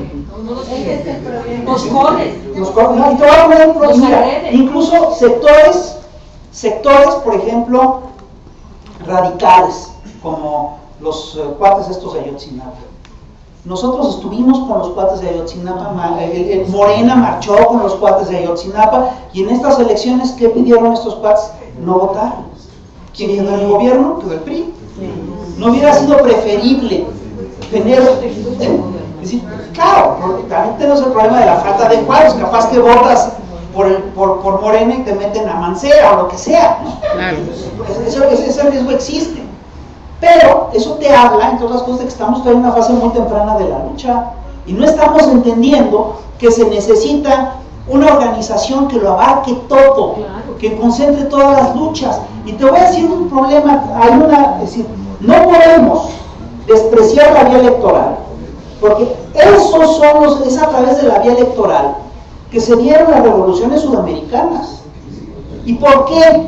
Porque la vía electoral es una vía que los señores neoliberales no pueden combatir con facilidad, son sus propias armas. Cuando les ganas en ese terreno se meten unos pinches dios que no saben qué hacer. Bueno, hacen fraude, pues, pero les complicas toda la jugada. Yo les quiero decir una cosa sobre la vía violenta. Marx dice que la violencia es la partera de la historia, pero de ahí muchos grupos han derivado la lógica de que entonces, mientras más revolucionario eres, más violento eres, y eso sí no es cierto. En general, Los procesos revolucionarios suelen ser procesos muy civilizatorios, y cuando surge la violencia es cuando se dan los choques con las contrarrevoluciones. El terror de la Revolución Francesa, el famoso terror rojo, surge después de que estalla el terror blanco y que ya ha cobrado decenas de miles de vidas. Ahí es cuando estalla el terror rojo. ¿Cuándo estalla la fase más violenta de la Revolución Mexicana? Después del golpe contra Madero. Ahí es cuando estalla la violencia, en serio. Hasta entonces había habido tiros, algunos muertos y todo eso, pero el proceso que allí iba tranquilito. ¿Cuándo estalla el terror rojo de la Unión Soviética? Después del terror blanco. Y yo te voy a decir una cosa, hay procesos revolucionarios que pueden ser pacíficos, lo son, desde el movimiento gandhiano hasta el movimiento de Mandela y los movimientos electorales de América del Sur. Ahorita está cabrón apostarle a la violencia, por una razón muy sencilla. Hay un monopolio de la violencia que es histórico. Nunca habíamos tenido una concentración de violencia como la que tienen estos señores. ¿De qué hay que te vas a meter a jugar en ese terreno? Te voy a decir una cosa, porque ahorita además en México están jugando a la violencia ellos. ¿Quiénes son los Zetas? Perdóname, no sé si leyeron la entrevista de Chapo Guzmán. El Chapo Guzmán está diciendo que quiere invertir en petróleo. ¿Quién crees que va a operar el fracking en el norte del país? Lo va a operar el narco, hombre.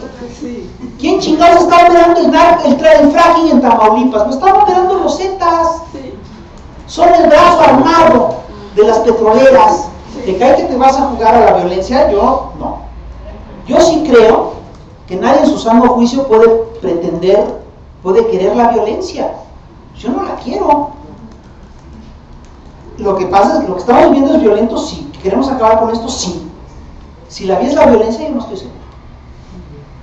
Yo sí creo que hay que explotar y explorar la vía electoral lo más que podamos. Porque mira, el problema de la falta de cuadros se da a todos los niveles.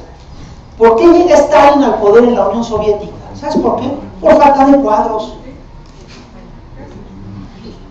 Hay un problema muy fuerte. Entonces, sin lugar a dudas, tenemos que consolidar una gran organización nacional. Ahorita la única que yo veo es Morena con la pena. Lo que se organiza va a pasar por ahí con la pena. De que luego se están corrompiendo y están haciendo pendejadas, sí, sin duda. Pero por supuesto, yo te lo firmo. Y los acuso y digo, este cabrón hizo esto y me cayó mal esto y tal cosa. Pero de ahí a sacar la conclusión de que entonces no hay que meterse, pues no. Eso es un error muy gordo. Hay que entrarle para cambiar esas cosas. El proceso es lento y va para largo. Y estamos operándolo mal. Y tenemos que dejar de lado nuestro sectarismo y tenemos que conjuntarnos y hacer una misma lucha. Yo sé que estamos en un nivel muy inmaduro, pero yo considero que creer en el gobierno es más inmaduro, porque es como pedirle a Dios, pedirle peras al olmo. Yo creo que ya no debe de haber gobiernos, punto. Ya no debe de haber líderes que no funcionan. Ya no debemos de ser dependientes, ya tenemos que ser adultos y hacernos responsables de nuestra existencia y de nuestro medio ambiente. Eso es lo que pienso. No veo por qué vamos a alimentar un sistema. A ver, pero yo creo que participar en las elecciones no es alimentar el sistema. Yo creo que participar en las elecciones es participar vamos, tenemos un margen de maniobra de 2 grados. Tenemos que utilizar esos 2 grados al máximo. Ahora bien, lo que tú estás planteando es al final de cuentas un proyecto anarquista, me parece muy bien, pero no estamos ni lejos de empezar a trabajar ese proyecto. Esa es la discusión que tuvieron Bakunin y Carlos Marx en el siglo XIX. Que Bakunin decía, no, tenemos que acabar con toda forma de Estado, y Marx decía, para acabar con toda esa forma de Estado, primero tienes que hacer un Estado obrero y tal. Bueno, no hemos llegado a ese debate todavía en el siglo XXI. Te voy a decir por qué. Tenemos un problema muy gordo. Los viejos referentes de la izquierda se cayeron. La Revolución Soviética partió del hecho de la alianza, del triunfo a partir de una alianza obrero-campesina. Dime ahorita con qué pinches obreros y con qué pinches campesinos hacemos la revolución. Han acabado con la clase obrera en México, hay franquicias, hay una serie de cosas, porque cambiaron la planta productiva, el perfil industrial del país, eso ya le dieron en la torre, ¿no? Y hay una cosa global, si aquí les haces una huelga, se van a Honduras y ponen su maquiladora y no tienen bronca. El arma de presión que había ya se fue, y hay un proceso de descampesinización en todo el agro mexicano. Entonces dime tú, eso cómo lo construimos. Entonces tenemos que replantearnos todo. Sin dinero, sin especulación, sin mentiras. Sin mentiras de preferencia, por supuesto. Yo creo que nadie le está apostando a las mentiras. No, sí, pero creer que el gobierno va a resolver los problemas. Yo creo que nadie aquí ha dicho eso. La única persona que ha hablado. Por eso no voto, para poderlo criticar. Pero igual, nadie ha hablado aquí de que hay que pedirle al gobierno que haga los cambios. Nadie lo ha dicho.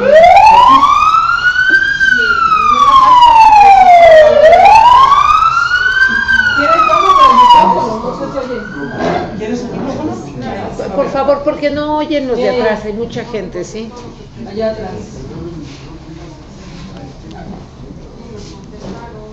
Sí, yo nada más quiero puntualizar que si no le estamos pidiendo al gobierno que nos haga y nos resuelva, no, yo creo que es la justeza. Y respecto a los partidos, no tenemos canicas con cuáles jugar. Si no podemos articular los movimientos populares y todos los que hay de intelectuales y X, llámese como se llame, en un gran movimiento, estamos lejos de lo otro. Yo cuando la gente dice no voto, y fue lo que hizo Marcos, si a Marcos, yo sé, y lo debe de saber el Fisgón, y a lo mejor gente de aquí lo sabe, que se encerraron con él, nada menos que Pablo González Casanova, Adolfo Gili y el otro Luis Villoro, horas para hacerlo desistir, que no se pronunciara en contra del voto de su gente y de sus seguidores contra Andrés Manuel. ¿Quién carajos en este mundo y en el otro, si es que hay, lo iba a hacer desistir? Y yo creo que aquí lo que también traemos arrastrando como una lacra que no nos deja avanzar son los errores de la izquierda. Y yo sí me pronuncio por dejar sectarismos, y si Andrés Manuel le cae mal a la gente porque arrastra las letras o X, y porque la tele lo criminaliza y lo descalifica, pues hay que ser objetivos, carajo. ¿Quién más hay? ¿Y dónde vamos a ir? Si por el voto no podemos ganar, con la revolución, ¿quién está? ¿Y quién está para irse a jugar? Si no vamos a las calles ya ni a repartir volantes. Así es. Y no le queremos meter 5 centavos de nuestro sueldo o de nuestra pensión. Si no caminamos, si no marchamos, si no nos sumamos, está cabrón. No veo la salida. Yo sí los invito a revisar más la historia de México y la historia mundial de los cambios, para dejarnos de pelear con los que están de este lado. Gracias. Muy bien, compañera.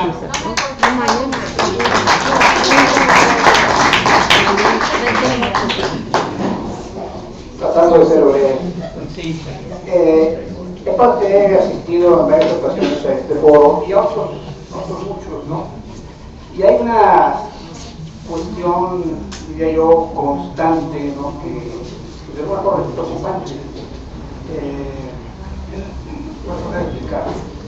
La visión muy fragmentada de muchas personas que tienen interés, voluntad de participar en un cambio, pero que andan en muchas ocasiones bastante, ¿cómo decirlo?, chuecos, por decirlo. Chuecos me refiero a que no focalizan, no ven hacia dónde ir. Yo creo que es un problema que de alguna forma ya lo mencionó, cuadros. La formación de cuadros creo que es un déficit que tenemos.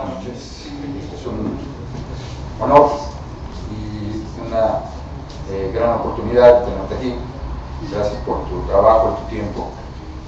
Y pues en la exposición que acabas de hacer de las razones por las que tenemos que seguir un proyecto como el de Morena, porque no hay de otra.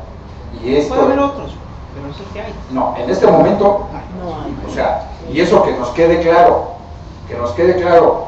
el proyecto para la transformación de este país, para el cambio, en este caso, de un régimen político, pasa por la vía electoral. Ahorita sí. En este momento. Entonces, y estamos a 3 años. Estamos a 3 años de que esto ocurra o no. Y si no ocurre, la consolidación de las reformas estructurales se viene y párenle de contar. Este país deja de ser viable a partir de ahora, pero se consolida esa inviabilidad en el 18 si no logramos ese cambio de régimen. Lo que a mí me llama mucho la atención es que no se visualice esto, incluso aquí en este foro, por movimientos que son o gremiales o sectoriales, que abogan, por ejemplo, por la cuestión de las pensiones, por la cuestión de los maestros, etc. Y se habla nada más en términos propios.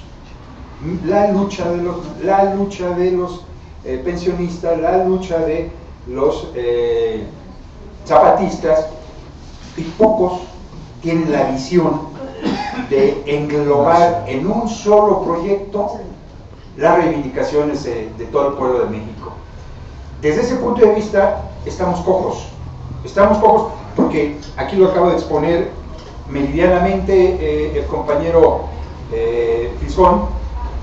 El proyecto liberal es eso, un proyecto, y no solo es nacional, no solo es global. O sea, ellos han tenido la capacidad, Friedman, caray, la visión, la creatividad de diseñar un proyecto que se aplica y se inició primero en Chile, precisamente, y se ha venido extendiendo. Ahorita lo tenemos ya de nuevo otra vez en Argentina, y lo tenemos en México, con la venia de la clase política que les ha sabido evitar los derramamientos de sangre que ha habido en otras latitudes.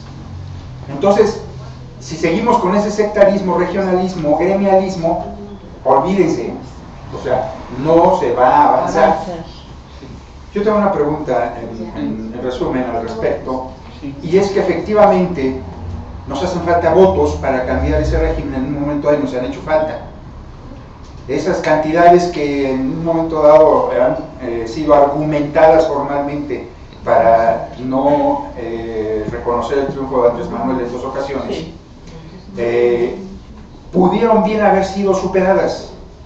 Yo recuerdo que desarrollamos una campaña en el Estado de México para que pudiera, en la campaña del gobierno anterior, de la gobernatura anterior, a favor de Encinas, y para ese entonces Andrés Manuel en el Zócalo habló con argumentos incontrovertibles de por qué ni PRI ni PAN.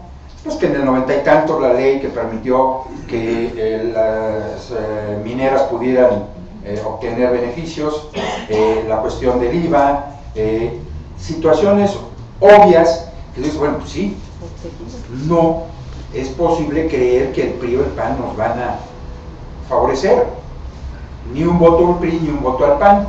Pues llegaba yo con ello casa por casa en Naucalpan. No, pero eso, ¿por qué? Yo necesito pues la leche para el niño, yo necesito que me den mi pensión. O sea, no hay argumento que valga para hacerle ver a la gente que no tiene que votar por el PRI, por el PAN. ¿Cómo le hacemos, Fisgón? Para que no, la pregunta es, no que no se pueda comprar el voto, sino que no se venda el voto, que la gente no venda su pinche voto, que nos jode y nos sigue molestando, nos sigue perjudicando, que lo haga. Digo, me parece que efectivamente lo que viene es muy complicado. Vamos a ver una andanada mediática y van a echar a andar todo lo que puedan echar a andar para digamos, detener el avance de la izquierda electoral de veras en el 2018. Yo estoy convencido de que se tardaron en comprar al PRD, pero ya lo lograron. El otro día, Basabe, que es el actual dirigente del partido, presentó su renuncia. No sé si ya vieron los argumentos que dio. Los argumentos que dio son fantásticos para renunciar. Los argumentos que dio es que las corrientes aquí deciden las alianzas con el PRI y en Bucareli. Y luego retira la renuncia. Es decir, después de dar esos argumentos, ¿cómo retiras la renuncia? A menos que le haya pedido Bucareli y el PRI que la retirara. Es lo único que te lo explica. Entonces, estás hablando de unos niveles de corrupción y de cooptación brutales. Si tú revisas cuánto costó la elección de Peña Nieto, vas a dar cuenta que gastaron miles de millones de dólares en esa elección. En esa elección gastaron una fortuna. Es decir, son elecciones que no tienen nada de democrático. Estamos justamente ante, y eso hay que entenderlo, lo que es una democracia de libre comercio. Y en la democracia de libre comercio el voto se compra. Y es perfectamente, es decir, en prácticamente ningún país se acepta que se compre y se vende el voto, pero aquí sí. Aquí hasta el voto puedes comprar y vender y es parte, digamos, de los usos y costumbres de nuestra clase política.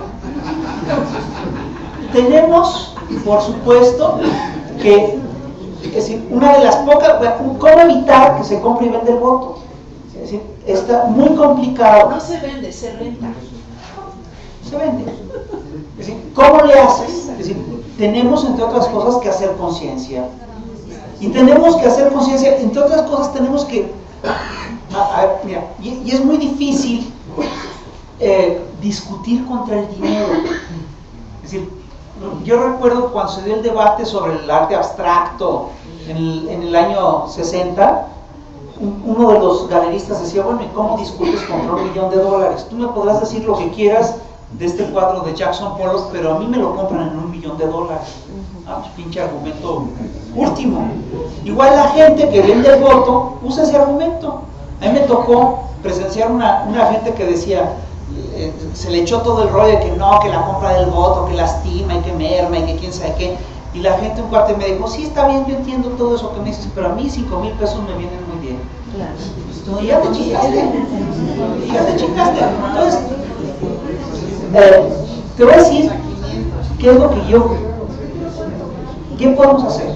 Es decir, no sé bien cómo, nunca vamos a, mientras estos señores del gobierno estén dispuestos a gastar esas cantidades, va a ser muy difícil evitar la compra de voto. Lo que sí podemos hacer, y sí lo hacemos, es encarecérselos al punto en el que ya no sea rentable. Si en estos rejuegos de repente conseguimos que efectivamente la gente que no vote vaya a votar, es decir, empezamos efectivamente a consolidar un electorado que no se deja comprar el voto y que es duro. Y en este sentido lo primero que tenemos que hacer es hablar con la gente de la izquierda para decirle, oye, no me chingues, cabrón. Yo estoy en todas tus luchas, pues tú apóyame en esta, no seas cabrón. Por ejemplo, ¿cómo le hacemos? Es decir, ve el caso de Guerrero, el caso de lo que acaba de pasar en Guerrero. ¿No hubiera sido preferible para esta gente decirle, oye, te cae que te vas a abstener y vas a dejar que el PRI gane? Y yo no te quiero hacer ese mal favor. Es decir, que si quieres, si eso va a ocurrir, que ocurra a pesar tuyo y a pesar nuestro. Porque la otra cosa que no se dice es que estos grupos que están en el primer frente de batalla, los maestros, los mineros, pero los mineros no tanto están en otras lógicas, pero sí, por ejemplo, los grupos de defensa del agua, los grupos de defensa de la tierra, incluso los zapatistas, luego sí negocian en corto con el Estado, ¿eh? Sí, claro. Eso sí negocian en corto con el Estado, sin bronca. No. Y entonces, y eso sí, por supuesto, que contribuye a debilitar todo esto. Y piden protección de gobernación para andar en campaña. Entonces, mira, y se mueven la cola. Sí, claro. Entonces, mira, te voy a poner un caso muy concreto. Yo quiero mucho a los electricistas del SPI. Me parecen un grupo chingón, un grupo padrísimo. Bueno, pero aún ese grupo, de repente cuando se da lo de la reforma energética en el 2000, en tiempos de Calderón, en el 2008, de repente no iban a las marchas. Sí. ¿Por qué no iban a las marchas? Y luego, en fechas recientes, un grupo chingón, de veras, los mejores sindicalistas de México, y de repente en una marcha estaban con Andrés y en otra no iban. ¿Por qué? Porque estaban negociando con el PRI. Sí, Martínez parece de PRI. Y espérate tú, deja tú los maestros. Los maestros, el caso de los maestros es increíble. De repente hace Andrés Manuel una super concentración en la Alameda para decir no a la reforma hacendaria, no a la reforma energética, tal. Y los maestros en ese día, a esa hora, van y hacen una marcha a Gobernación. ¿Para qué? Para decirles no estamos allá. Vamos a negociar. Claro, no me chingues. Claro. Entonces, eso, perdóname, es falta de conciencia. Claro. Eso es falta de solidaridad, y es falta de solidez, y falta de consistencia, y falta de visión.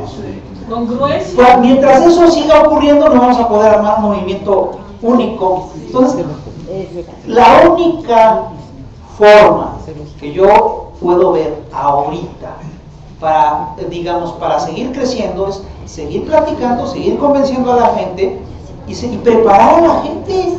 Y sobre todo, de veras, nos urge preparar cuadros.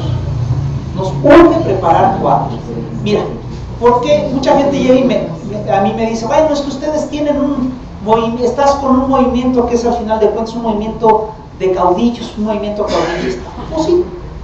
Te voy a decir por qué en este momento se dan esas cosas. En primer lugar, hay factores culturales. En toda América Latina, la izquierda siempre ha sido caudillista desde los tiempos de Hidalgo. Así ha sido. Sí. Incluso los zapatistas que dicen que no lo son, sí lo son. ¿Por qué chingados cada que hablamos de los zapatismo hablamos de Marcos? Que son nuestras referencias, ¿no? Y cuando se va Marcos, pues el movimiento se desdibuja. Y al movimiento le costaron horriblemente los errores de Marcos, por supuesto que le costaron. Y a nosotros nos van a costar los errores de Andrés, por supuesto.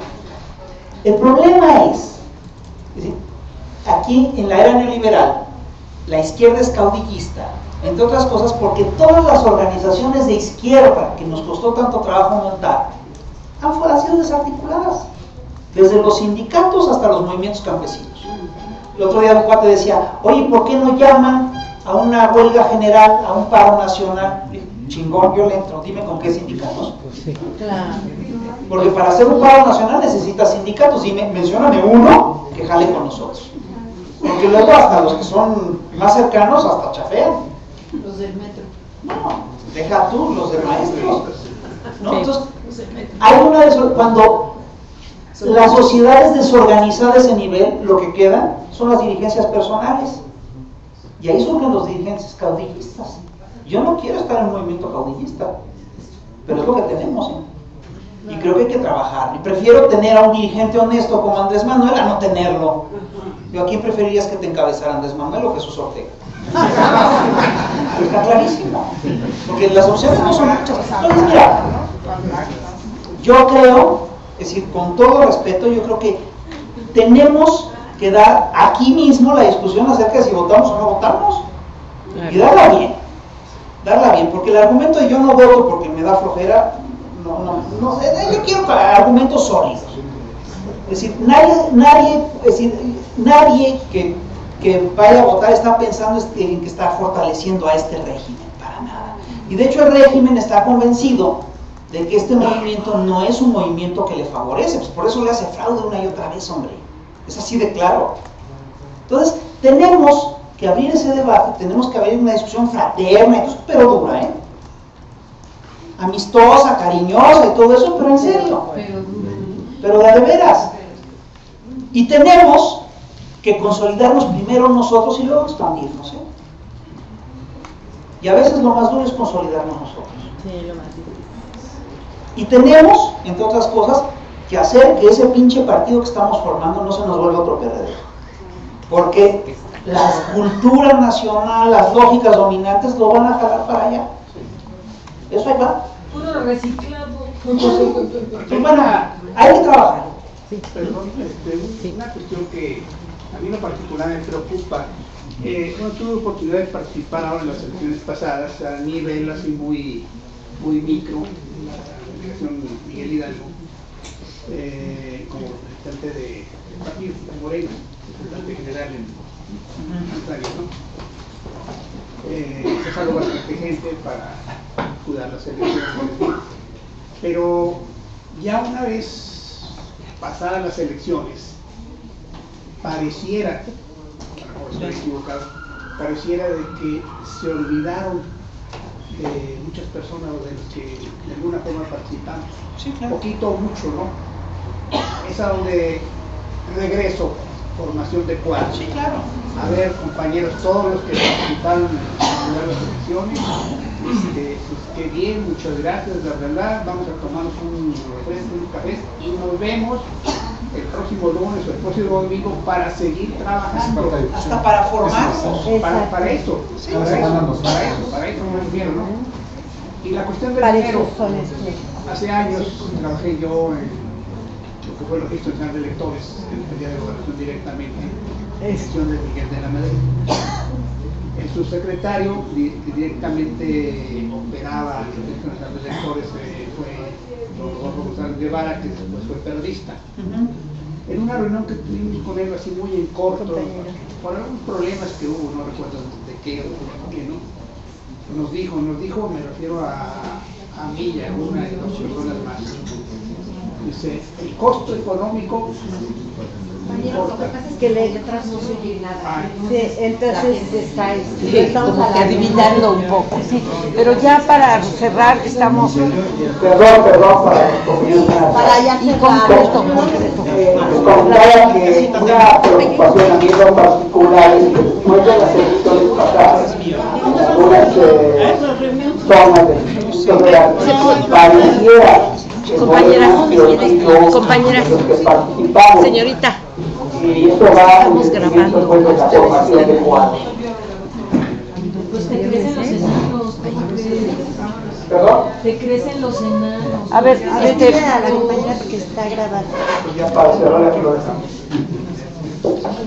A ver, perdón, oigan, espérense, hagamos esto un poquito de orden, ¿no? Y de respeto a la persona que está hablando y el maestro también. Estamos grabando, entonces la gente si se amotina aquí adelante, pues realmente no nos permite seguir para la gente que nos ve fuera así. Y dejemos que termine el compañero y concluyamos la plática para que puedan venir a arrancar. Bueno, me disculpa porque empecé a hablar a capela sin el micrófono y obviamente no escuchaban, pero repito, pues para terminar, ¿no?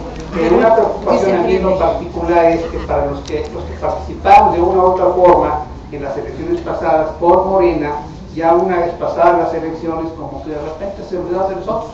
Yo inclusive les hablé algunas veces, oigan que no nos vamos a reunir, no vamos a tomarnos un café o lo que sea, ¿no? La borregada, ¿verdad?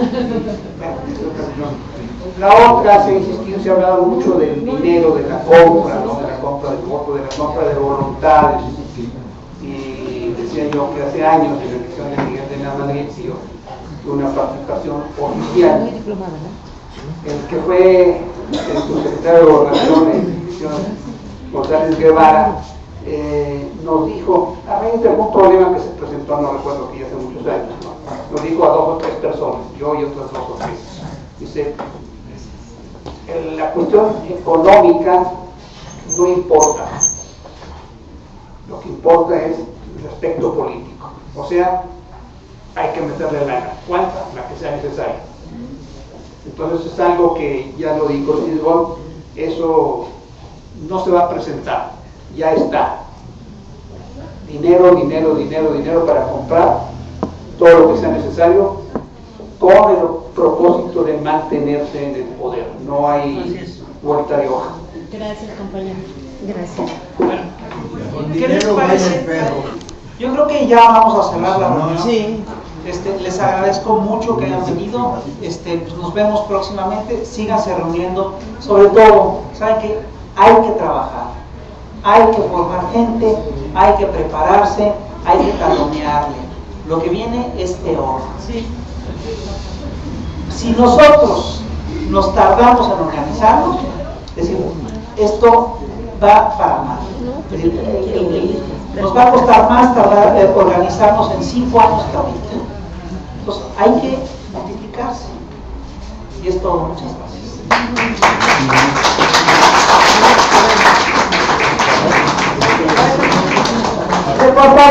vamos a concluir nuestra reunión haciéndole una entrega. Y díganse las ruedas entregas, por favor.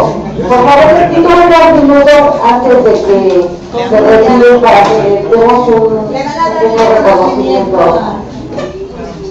Bueno, ya nada más leemos el Círculo de Estudios de Brújula Metropolitana otorga el presente reconocimiento a Rafael Barajas El Fisgón por su destacada defensa de la libertad de expresión y su contribución al debate público en nuestro país, y por su apoyo a la formación ciudadana mediante la conferencia La Contrarrevolución que vivimos. Muchas gracias.